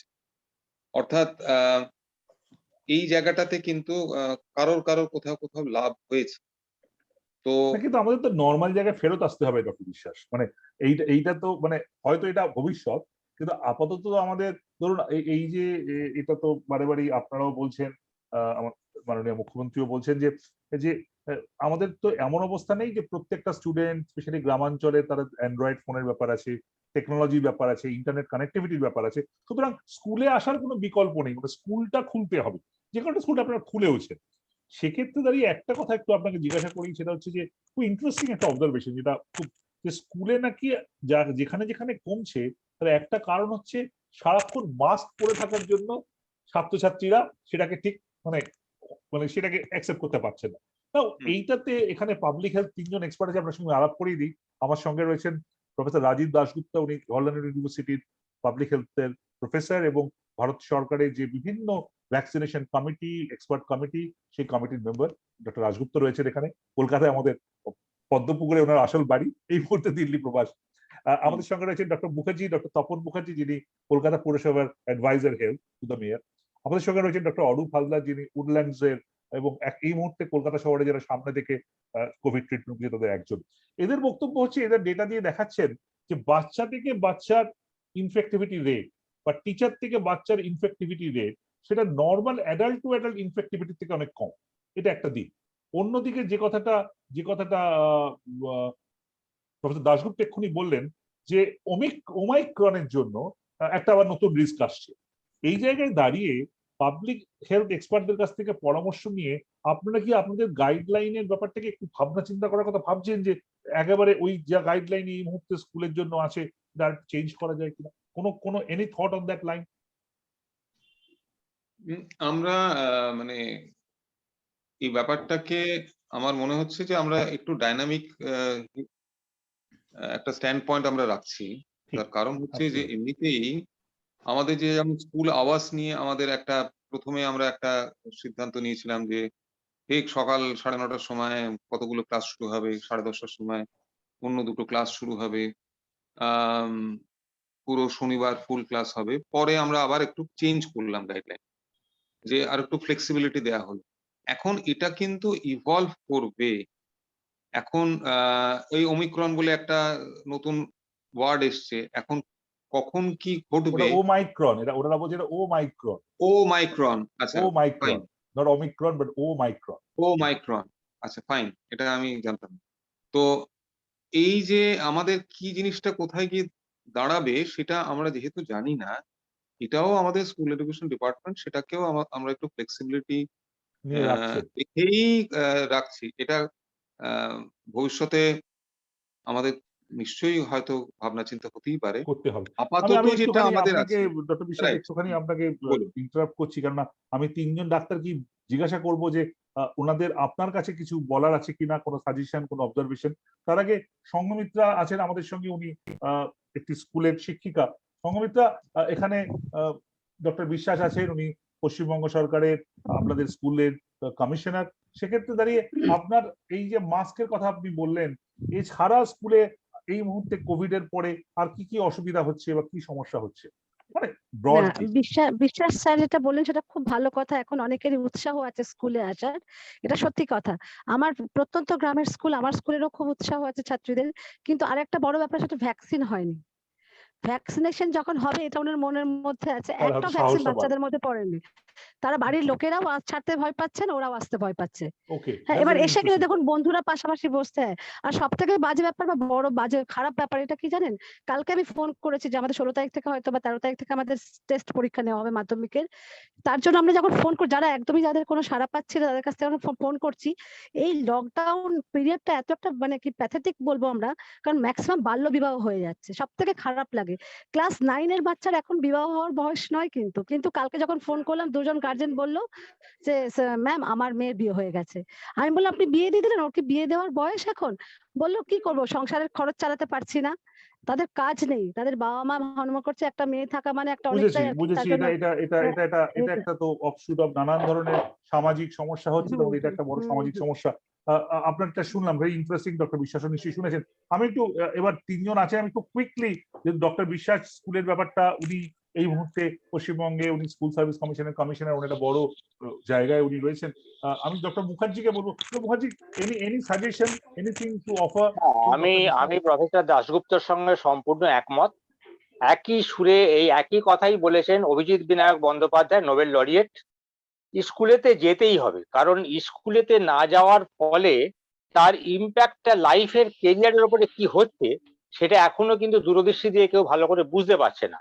স্কুলে যেতেই হবে এবং তার জন্য যা যা ভরসা জোগানোর দরকার সেটা সবাইকে, সমাজকে সেই ভরসাটা কিন্তু ছাত্রমহলে এবং ছাত্র অভিভাবক মহলে দিতে হবে। খুব বড় কথা। Doctor Haldar, anything very interesting, because doctor বিশ্বাস এখানে আছেন, I think very good cross exchanges we can have. Doctor Haldar.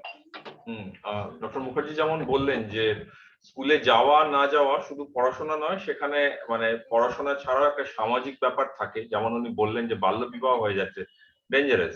হ্যাঁ, সুতরাং স্কুলমুখী তো করতেই হবে। আর যেটা ডক্টর বিশ্বাস বললেন যে ডাইনামিক স্ট্র্যাটেজি থাকা দরকার, যে যেমন লেভেল অফ ট্রান্সমিশন থাকবে সোসাইটিতে সেই হিসেবে স্ট্র্যাটেজি চেঞ্জ হবে। আমার মনে একটা গ্রেডেড রেসপন্স থাকা দরকার, যে আমার এই লেভেল অফ ট্রান্সমিশন, আমার এই স্ট্র্যাটেজি গুলো থাকা উচিত। এবং সেটা যখন হবে তখন না, আগে থেকে একটা স্ট্র্যাটেজি ঠিক করে রাখা উচিত যে আমাকে এইগুলো পালন করতে হবে। যেমন আমরা মানে পলিউশনের ক্ষেত্রে দিল্লিতে যেমন একটা পরিষেবা গ্রেডেড হবে। রেসপন্স দেখি। Extremely important. সেই- professor Dasgupta, anything more to add for এই পার্টিকুলার এই কনটেক্সটে, মানে স্কুলের ব্যাপারটা এবং ডক্টর বিশ্বাস যা বললেন? Professor Dasgupta, professor Dasgupta somehow আমার যেটা মনে হচ্ছে, আমি আবার আপনাদের সামনে লাউডলি থিঙ্কিং, এটা যে অ্যাকচুয়ালি টিচার মানে গার্জেনদের একটা কোথাও একটা প্যানিক থাকছে, সেখান থেকে হয়তো বাচ্চাদের পাঠাচ্ছে না। এরকম কি ভাবা যায় যে প্রত্যেকটা স্কুলের সঙ্গে যদি একজন ডাক্তারবাবুকে লিঙ্ক করা যায়, মানে যেমন আমরা বিভিন্ন বিষয়ে লিঙ্ক করি, একটা স্কুলের সঙ্গে একজন ডাক্তারবাবুকে লিঙ্ক করা যায় যিনি স্কুলের কাছাকাছি থাকেন, যে স্কুলের কোনো সমস্যা হলে, কোনো বাচ্চার কিছু হলে he will take care of it, but he will at least see he বা শি। তাহলে কি একটু বেটার হয়? মানে বিশ্বাস কি মনে হয় আপনার, এরকম ধরনের ভাবনা চিন্তা যদি করা যায়, একটু কনফিডেন্স, মানে আমার যদি কনফিডেন্স রেজিং, আর যেটা একটু অরূপ যেটা বললেন যে গ্রেডেড রেসপন্স, তো কলকাতার মতো জায়গায় যেখানে প্রচুর ইনফেকশন সেখানে এক ধরনের ভাবা, আবার যেখানে আদৌ কোনো ইনফেকশন নেই হয়তো সেখানে একটু অন্যভাবে ভাবা, এইভাবে কিন্তু কাস্টমাইজ করা যায়। না, এটা কিন্তু প্রত্যেক স্কুলকেই বলাই আছে যে তারা ডিএমওইচ হোক বা কোনো সরকারি ডাক্তার হোক, তার সঙ্গে কিন্তু স্কুল লিঙ্ক থাকবে, অর্থাৎ কোথাও কোনো সমস্যা হলে ইমিডিয়েটলি ডাক্তারের সঙ্গে যোগাযোগ করা, সেই ব্যাপারটা কিন্তু বন্দোবস্ত করাই হয়েছে। দ্বিতীয়ত হচ্ছে যে আমরা একটা টিম করে করে আমরা বিভিন্ন এলাকাতে যাওয়ার বন্দোবস্ত আমরা করছি, এবং অনেক জায়গায় এই কাজটা কিন্তু শুরু হয়ে গেছে এবং কাজটা চলছেও বটে। যে আমাদের এই শিক্ষা বন্ধু বলে কিছু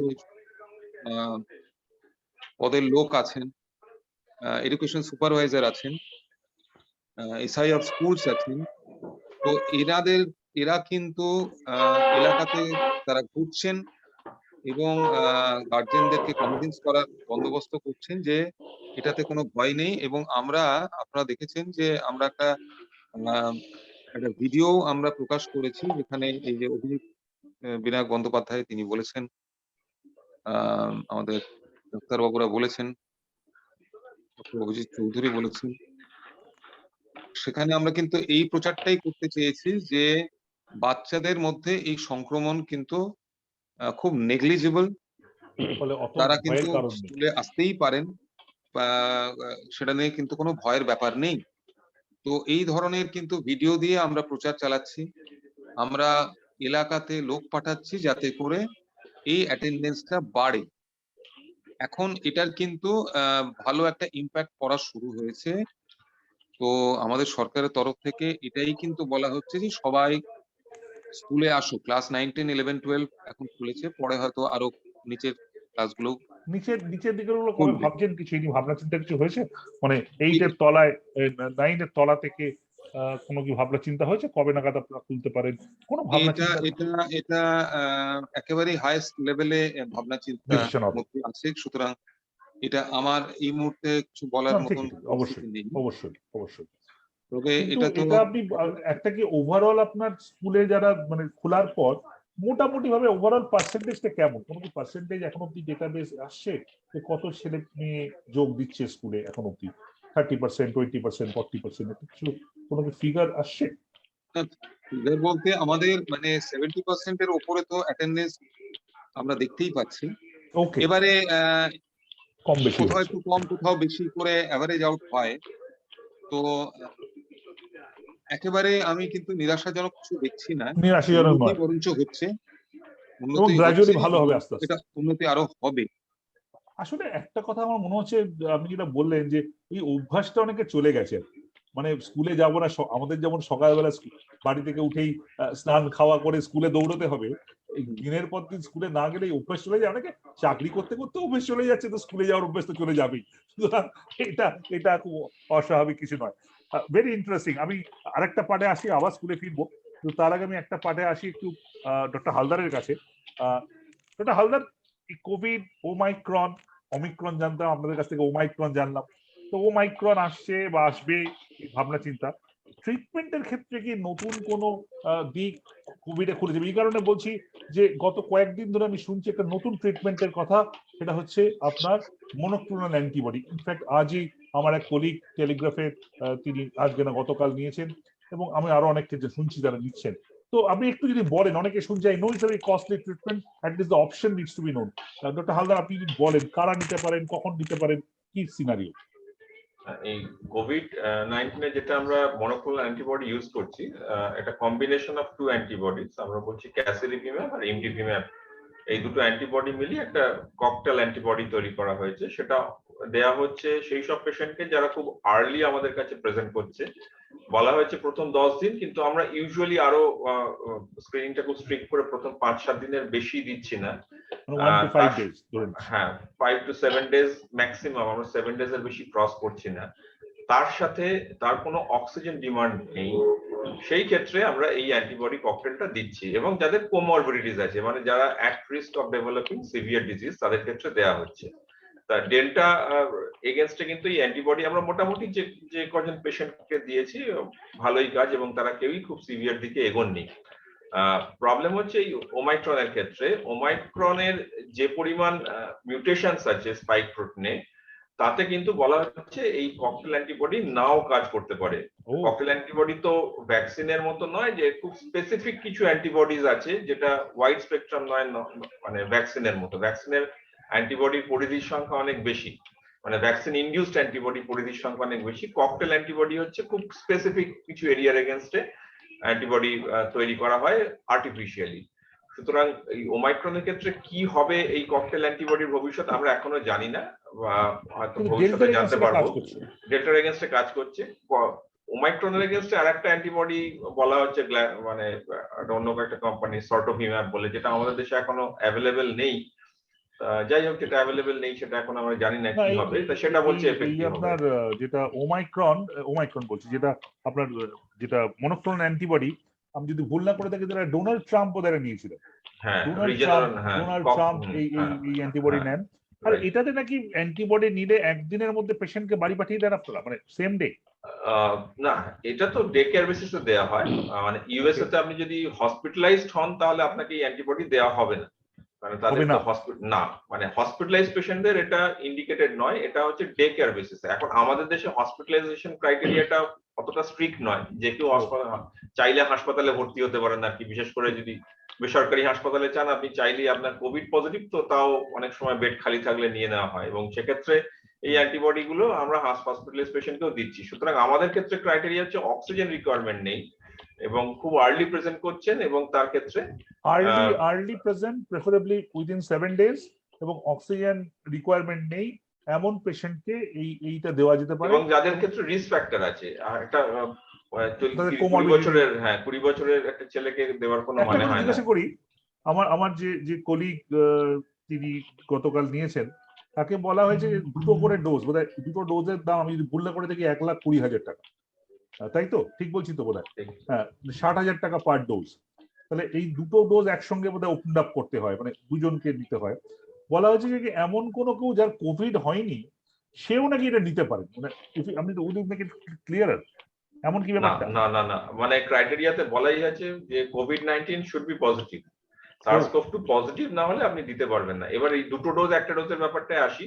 এটা যখন স্টাডি হয়েছিল, তখন ওই মানে এটা অ্যাকচুয়ালি 1200 টোটাল 2400 মিলিগ্রাম ডোজ থাকে দুটো অ্যান্টিবডির আর কি।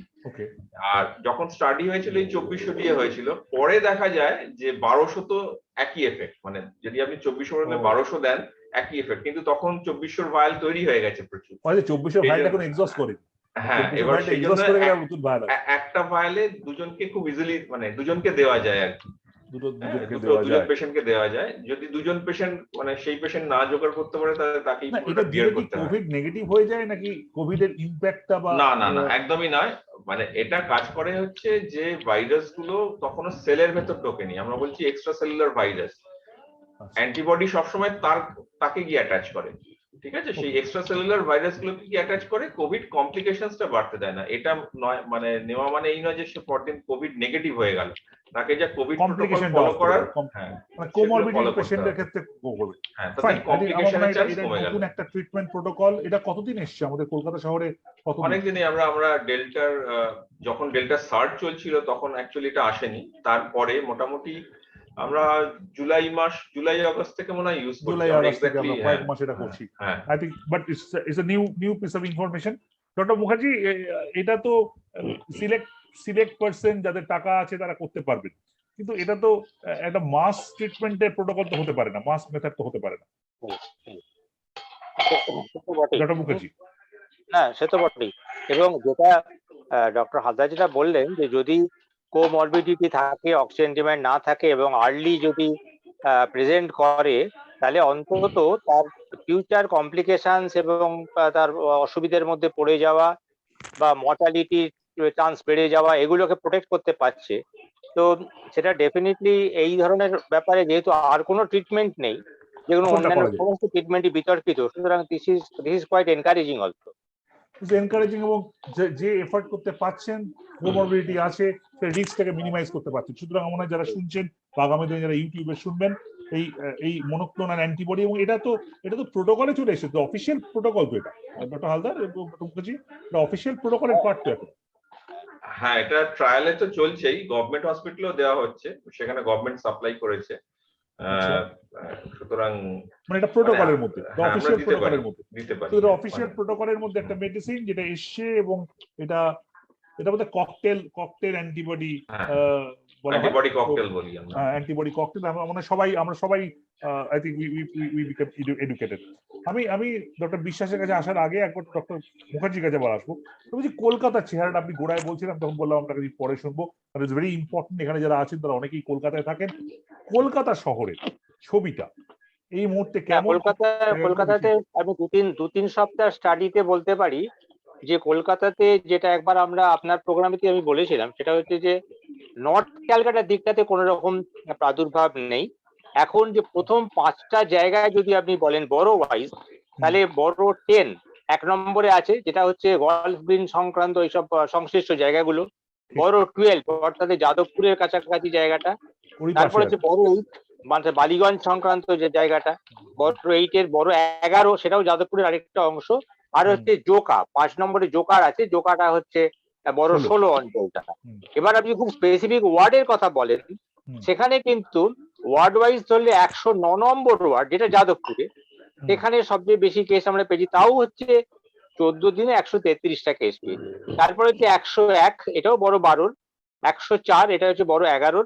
তারপর 69 নম্বর ওয়ার্ড, যেটা বালিগঞ্জ, 101 হচ্ছে 101 নম্বর ওয়ার্ড হচ্ছে বড় ওই 11 আন্ডারে পড়ে।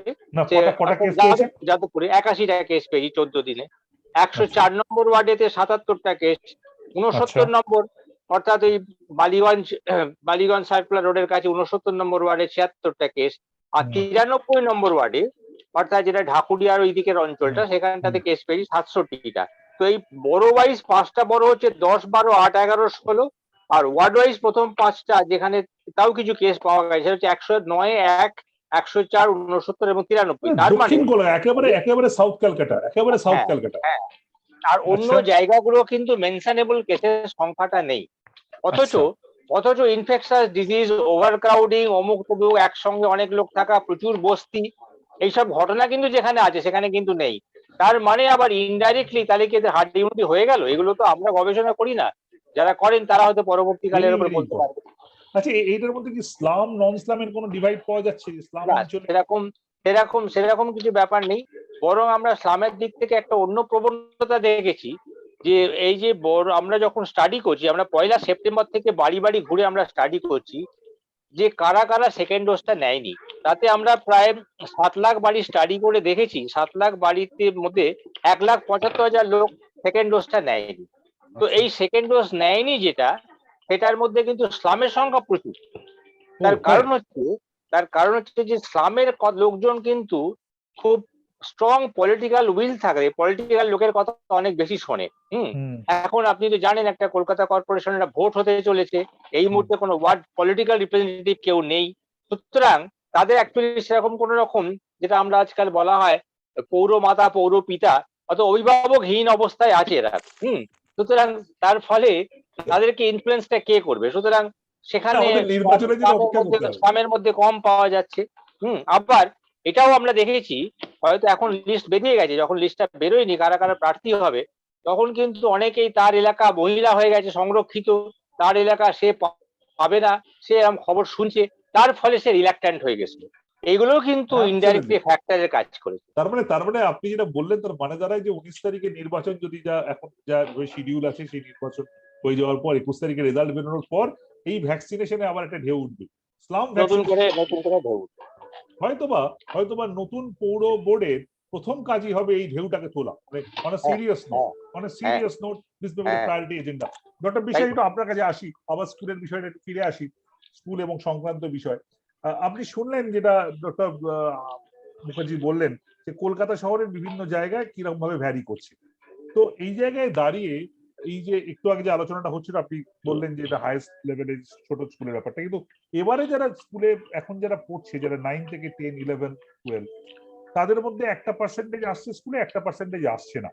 সেক্ষেত্রে এবারে যে পরীক্ষা হবে, আমি দেখলাম যে টেস্ট পরীক্ষাটাকে আপনারা বোধহয় একেবারে মানে অব্লিগেটরি করে দিয়েছেন। একটু যদি জানান মানে কিভাবে এগোচ্ছে ব্যাপারটা, তাহলে যারা শুনছেন তারা এবং তাদের পরিবার, তাদের আত্মীয় স্বজনরা একটা দিক দিতে পারে যে কি করে এগোচ্ছে। ডক্টর বিশ্বাস,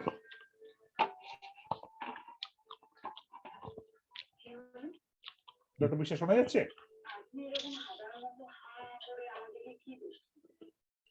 ডক্টর বিশ্বাস শুনতে পাচ্ছেন আপনি? কোথাও একটা সমস্যা হচ্ছে। হ্যাঁ, আমাকে একটু রিপিট করবেন? হ্যাঁ, আপনাকে আমি জিজ্ঞেস করছিলাম যে এই সামগ্রিক পরিস্থিতিতে এখানে যারা শুনছেন বা আগামী তাদের পরিবারের যারা মানুষ যারা রয়েছেন, সেক্ষেত্রে এইবারের যে টেস্ট পরীক্ষাটা কতটা গুরুত্বপূর্ণ, ফাইনাল পরীক্ষার ক্ষেত্রে অনলাইন অফলাইন, মানে একটা মোটামুটি যে একটা যদি আপনি একটু একটা সামনের দিকে ছবিটা বা রাস্তাটা একটুখানি একটু দিক নির্দেশ করেন। আমি জানি এটা পলিটিক্যাল ডিসিশন বা যেটা আপনি এখন অব্দি যেটা বলার মতো নয় সেটা নিশ্চয়ই বলতে পারবেন না, কিন্তু যেটা বলার মতো সেটা শেয়ার করেন। যেটা ব্যাপার হলো যে আমরা ভয়েসটা একটু আস্তে আসছে বেশ। আমাকে শোনা যাচ্ছে? হ্যাঁ, এবার একটু শোনা যাচ্ছে, একটু আস্তে আসছে, ভলিউমটা একটু আস্তে আসছে। না, আমার যেটা বক্তব্য হচ্ছে আর কিছুই নয়, যে আমরা তো গত বছরের মানে এই বছরের যে রেজাল্টটা আমরা তো দেখলাম, একটা মাধ্যমিক হাই সেকেন্ডারি রেজাল্ট বেরোতে গিয়ে আমরা তখন যেহেতু পরীক্ষাটা হয়নি, তখন ওই পুরনো পরীক্ষার রেজাল্ট নিয়ে আমাদেরকে কাজকর্মগুলো করতে হয়েছে। তো সেটা একটু সমস্যাজনক ব্যাপার হয়েছিল। সেই কারণেই আমরা ভাবনা চিন্তাটা এইভাবেই হয়েছে যে যাতে করে এই টেস্টগুলো অন্তত নেওয়া যায়। একটা তো মূল্যায়ন ছাড়া তো একজনকে পাশ করিয়ে দেওয়া, এই কাজটা তো করা যায় না। সুতরাং এই সমস্যার থেকে উত্তীর্ণ হতে গেলে আমার টেস্টের কোনো বিকল্প নেই। তো এটাই ভাবনা চিন্তা, আর কিছু না। আর আমাদের তো বছরটা শেষ হয়ে যায়, আমাদের একাডেমিক টেস্ট পরীক্ষাটা এবার সবাইকে দিতেই হচ্ছে। হ্যাঁ, এটা তো অবশ্যই সেইভাবে মানে বোর্ড থেকে সেইভাবে নির্দেশ গেছে। আমরা সব আওয়াজটা একটু আস্তে আসছে, একটু আস্তে আস্তে আওয়াজটা। সরি, বোর্ড থেকে শোনা যাচ্ছে? হ্যাঁ, শোনা যাচ্ছে, একটু আস্তে। হ্যাঁ, তো আমরা শুনতে পাচ্ছি, আমরা সবাই শুনতে পাচ্ছি। আমি বলছি যে টেস্ট পরীক্ষা এবার দিতেই হচ্ছে সবাইকে, কেননা যে মূল্যায়নের কথা আপনি বলছিলেন। আচ্ছা, এখানে একটা প্রশ্ন যে এই টেস্ট পরীক্ষাটা গতবারের অভিজ্ঞতা থেকে সব স্কুলই জানে যত বেশি নম্বর দেবো ফাইনালে তারই রিফ্লেকশন হবে। এই জন্য টেস্ট পরীক্ষার কোয়ালিটেটিভ ব্যাপারটাকে অ্যাসেস করার জন্য কিছু ভাবনা চিন্তা আছে, মানে কারণ এটা আদারওয়াইজ তো ফ্রি ফর অল হয়ে যাবে, সবাইকে 100 দিয়ে দেবে। তো সেই জায়গায় কিছু ভাবনা চিন্তা করছেন যে টেস্ট পরীক্ষা থেকে যেন একটু প্রপারলি টেস্ট পরীক্ষাটা হয়, প্রপার মার্কিং হয় যতটা সম্ভব, এটা কিভাবে একটু এনশিওর করা যায় কি কিছু ভাবে? এইটা এতটা ভাবনা চিন্তার জায়গাটা হচ্ছে মূলত এটা তো বোর্ড দেখে। এটা ডোমেইনটা হচ্ছে West Bengal board of secondary education, এখান থেকে তারা এই বিষয়টা মনিটরিং করেন। সুতরাং তারা এই ব্যাপারে নিশ্চয়ই ভাবনা চিন্তা করেছে। ওটা আরো একটু ওনারা ক্লিয়ারলি বলতে পারবেন যে আপনি কোয়ালিটেটিভ অ্যাসপেক্ট বললেন, সেটা কিভাবে বোর্ড ভাবছে সেটা তারা আরো একটু বেটার এক্সপ্লেন করবে, যেটা আমি এখন সেইভাবে আমি হয়তো ওকে আমার বলতে পারবো।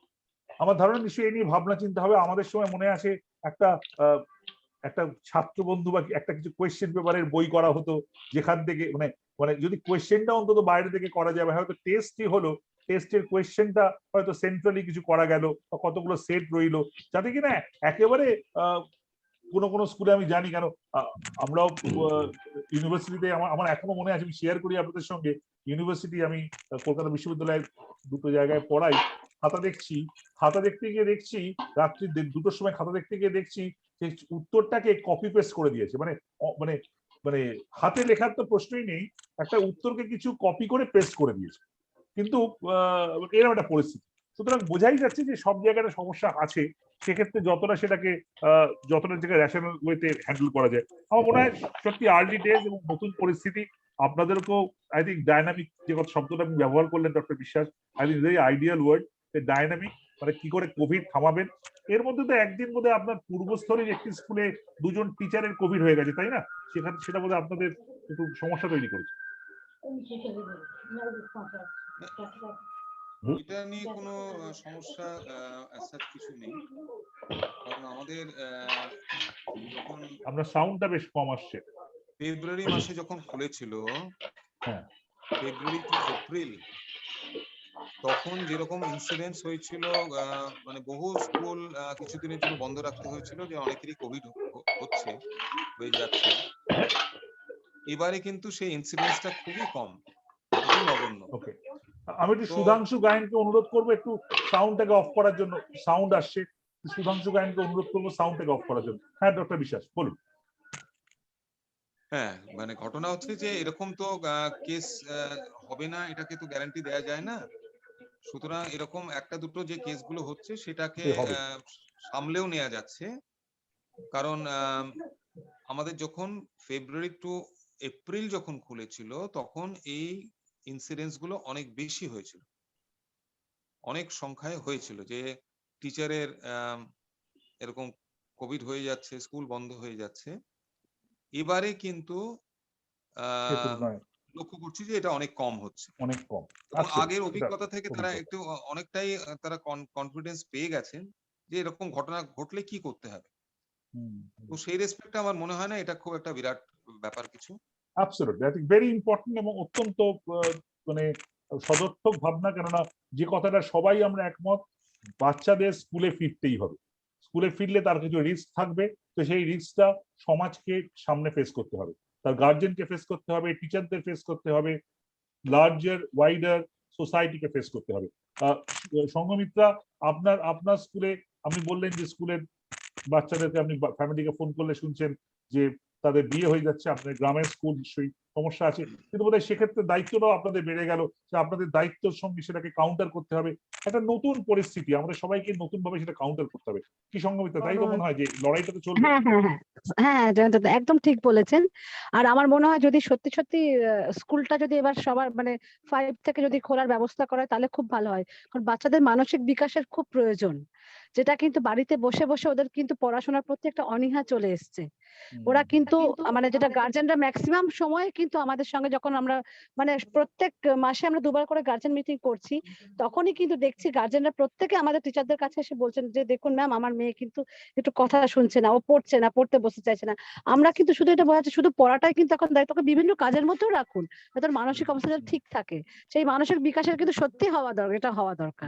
তো এই স্কুলটা যদি জয়ন্ত একটা কথা বলি, আমি এই স্কুলটা যদি জয়ন্ত একটা কথা বলি, এই স্কুলটা যদি জুন জুলাই খুলতো খুব ভালো হতো, কারণ এতদিন তো ওমাইক্রন চলে এসেছে, ততদিন করে বাচ্চাদের একটু আমার মনে হয় একটু বিকাশটা, মানসিক অবস্থাটা একটু ভালো থাকতো। তখন তো জানতো না ওমাইক্রনের কথা, যখন স্কুলটা খুলেছে তখন তো ওমাইক্রন কেউ জানে না, ফলে ওই অপেক্ষা করলে আপনার কোনোদিনই খুলবে না। আজ ওমাইক্রন আসবে, কালকে ওমাইক্রন আসবে, না আগে ওই জন্যই বলছি আগে খুলে, ওই জন্য বলছি আগে খুলে গেলে ভালো হয়, তার কারণ এরপর ওমাইক্রনের পরে কিছু হলে আর অন্য কোনো ভ্যারিয়েন্ট হলে আমরা হয়তো আবার স্কুল খোলা মানে লক্ষ লক্ষ বাচ্চার ভবিষ্যতের কথা চিন্তা করে খুলতে হবে। সুতরাং ডক্টর বিশ্বাস বা স্কুল কর্তৃপক্ষকে অনেক চিন্তা করে, অনেক আমরা বাইরে থেকে অনেক কথা বলতে পারি, কিন্তু situation and the decision is how difficult to take.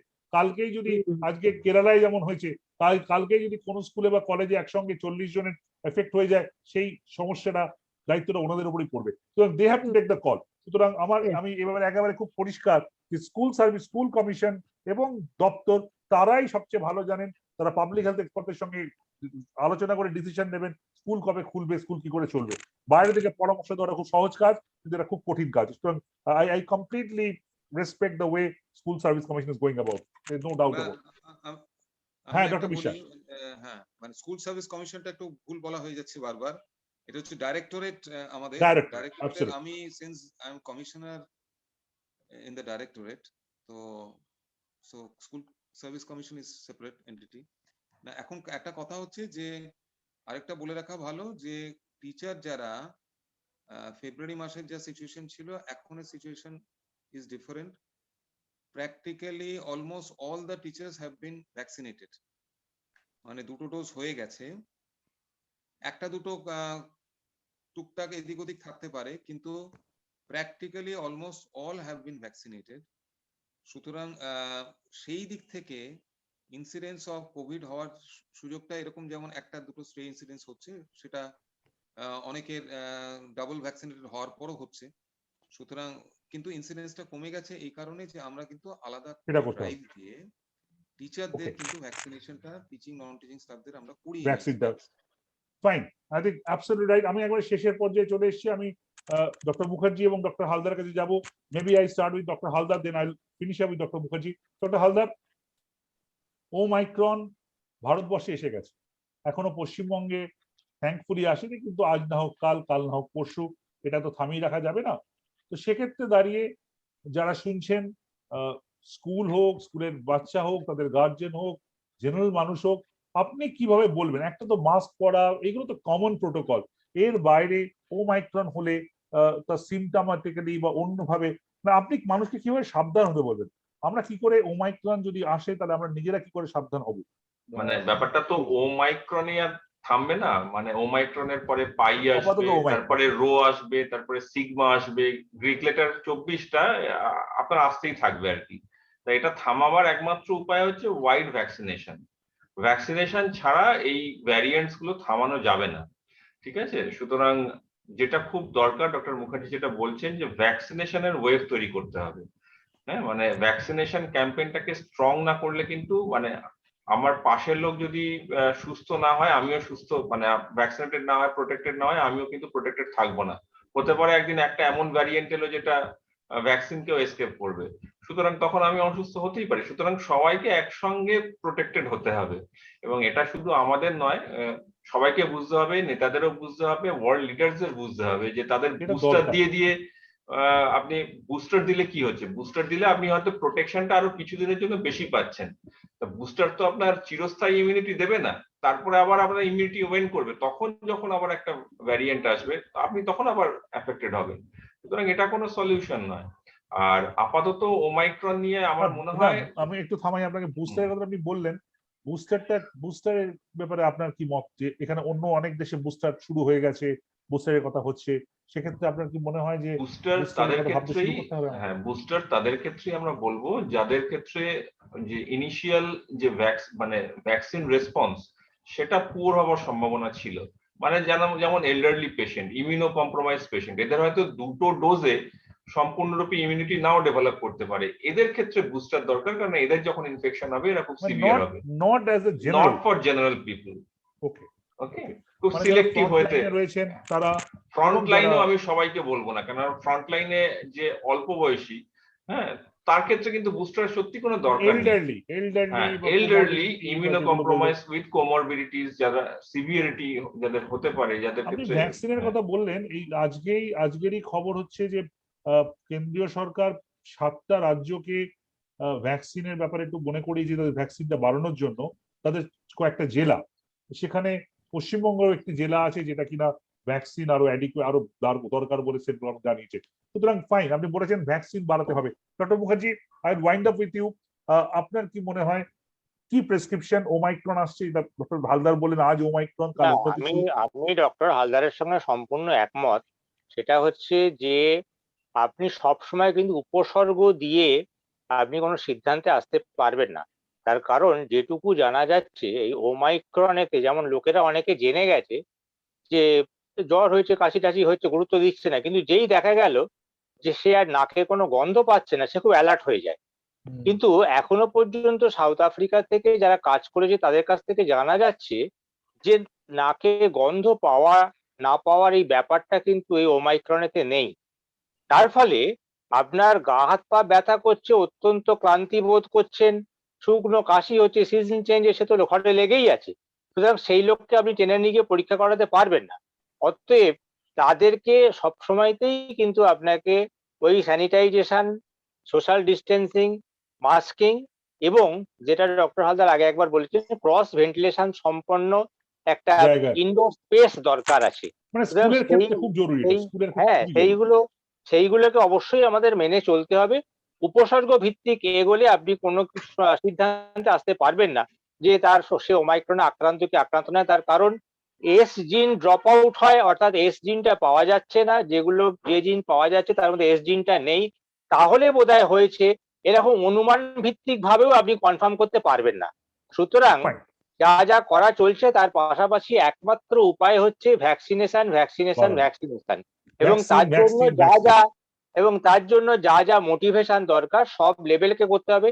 এই ব্যাপারগুলো আমরা ম্যালেরিয়ার ক্ষেত্রেও বলি, ডেঙ্গুর ক্ষেত্রেও বলি। পোলিওর যে ক্ষেত্রেও কোনো আমার মনে পাবলিক পড়ছে। হেলথের অসুখ মানেই হচ্ছে একটা আন্দোলন। আন্দোলনে সবাইকে সামিল হতে হয়। এটা ডাক্তারদের আন্দোলন নয়, এটা কর্মচারীদের আন্দোলন নয়, এটা স্বাস্থ্য কর্মীদের আন্দোলন নয়, এটা হচ্ছে মানুষেরা জনগণের আন্দোলন। জনগণ কিন্তু আন্দোলন বলতে খালি বোঝে পেট্রোলের দাম আর অমুক তমুক, কিন্তু বেঁচে যদি না থাকে তার পেট্রোলের দাম বাড়লো কি কমলো কিছু যায় আসে না। অর্থাৎ Absolutely. স্বাস্থ্যর ইস্যুতে তাকে কিন্তু আন্দোলনের মধ্যে সামিল হতে হবে। ফাইন। আমরা আমরা will be winding up.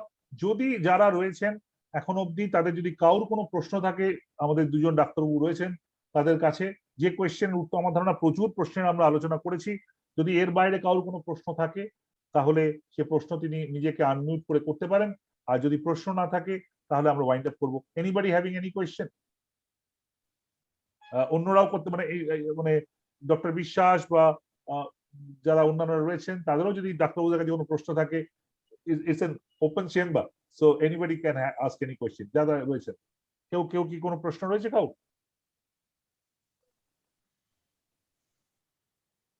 Cow যদি কাউ প্রশ্ন থাকলে নিজেকে আনমিউট করুন বা করে বলুন। ওকে, আমি আমি কোনো প্রশ্ন এখন অব্দি পাচ্ছি না। আমার ধারণা সব প্রশ্নেরই মোটামুটি আমরা আলোচনা করতে পেরেছি। অনেক ধন্যবাদ সবাইকে। হ্যাঁ, either they are confused or they are convinced. I think either of the way. পৃথিবীতে সবসময় এটাই হয়। এটা এটা এটা আমাদের মাস্টারমশাইরা বলতেন। মাস্টারমশাই ক্লাসে করে যখন শেষ করে বলতেন কোনো প্রশ্ন আছে, ওই উত্তর না দিলে এইটাই বলতেন আপনি যে কথাটা এখন বললেন।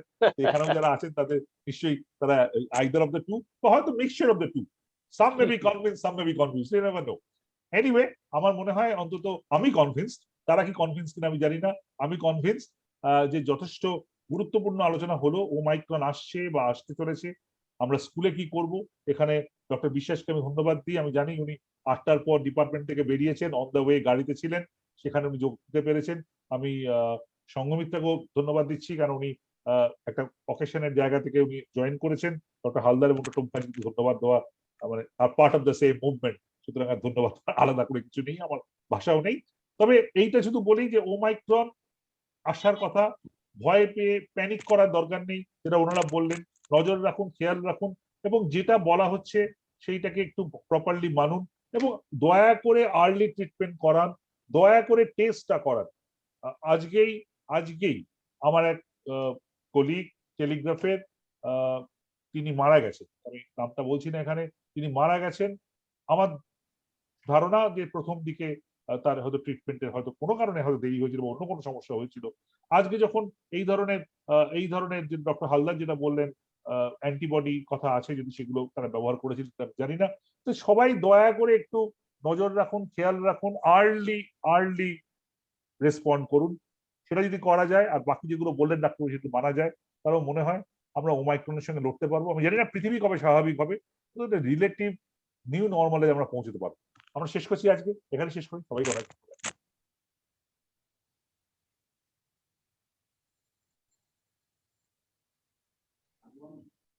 হ্যাঁ, রেকর্ডিং অফ হবে, রেকর্ডিংটা অফ করতে হবে।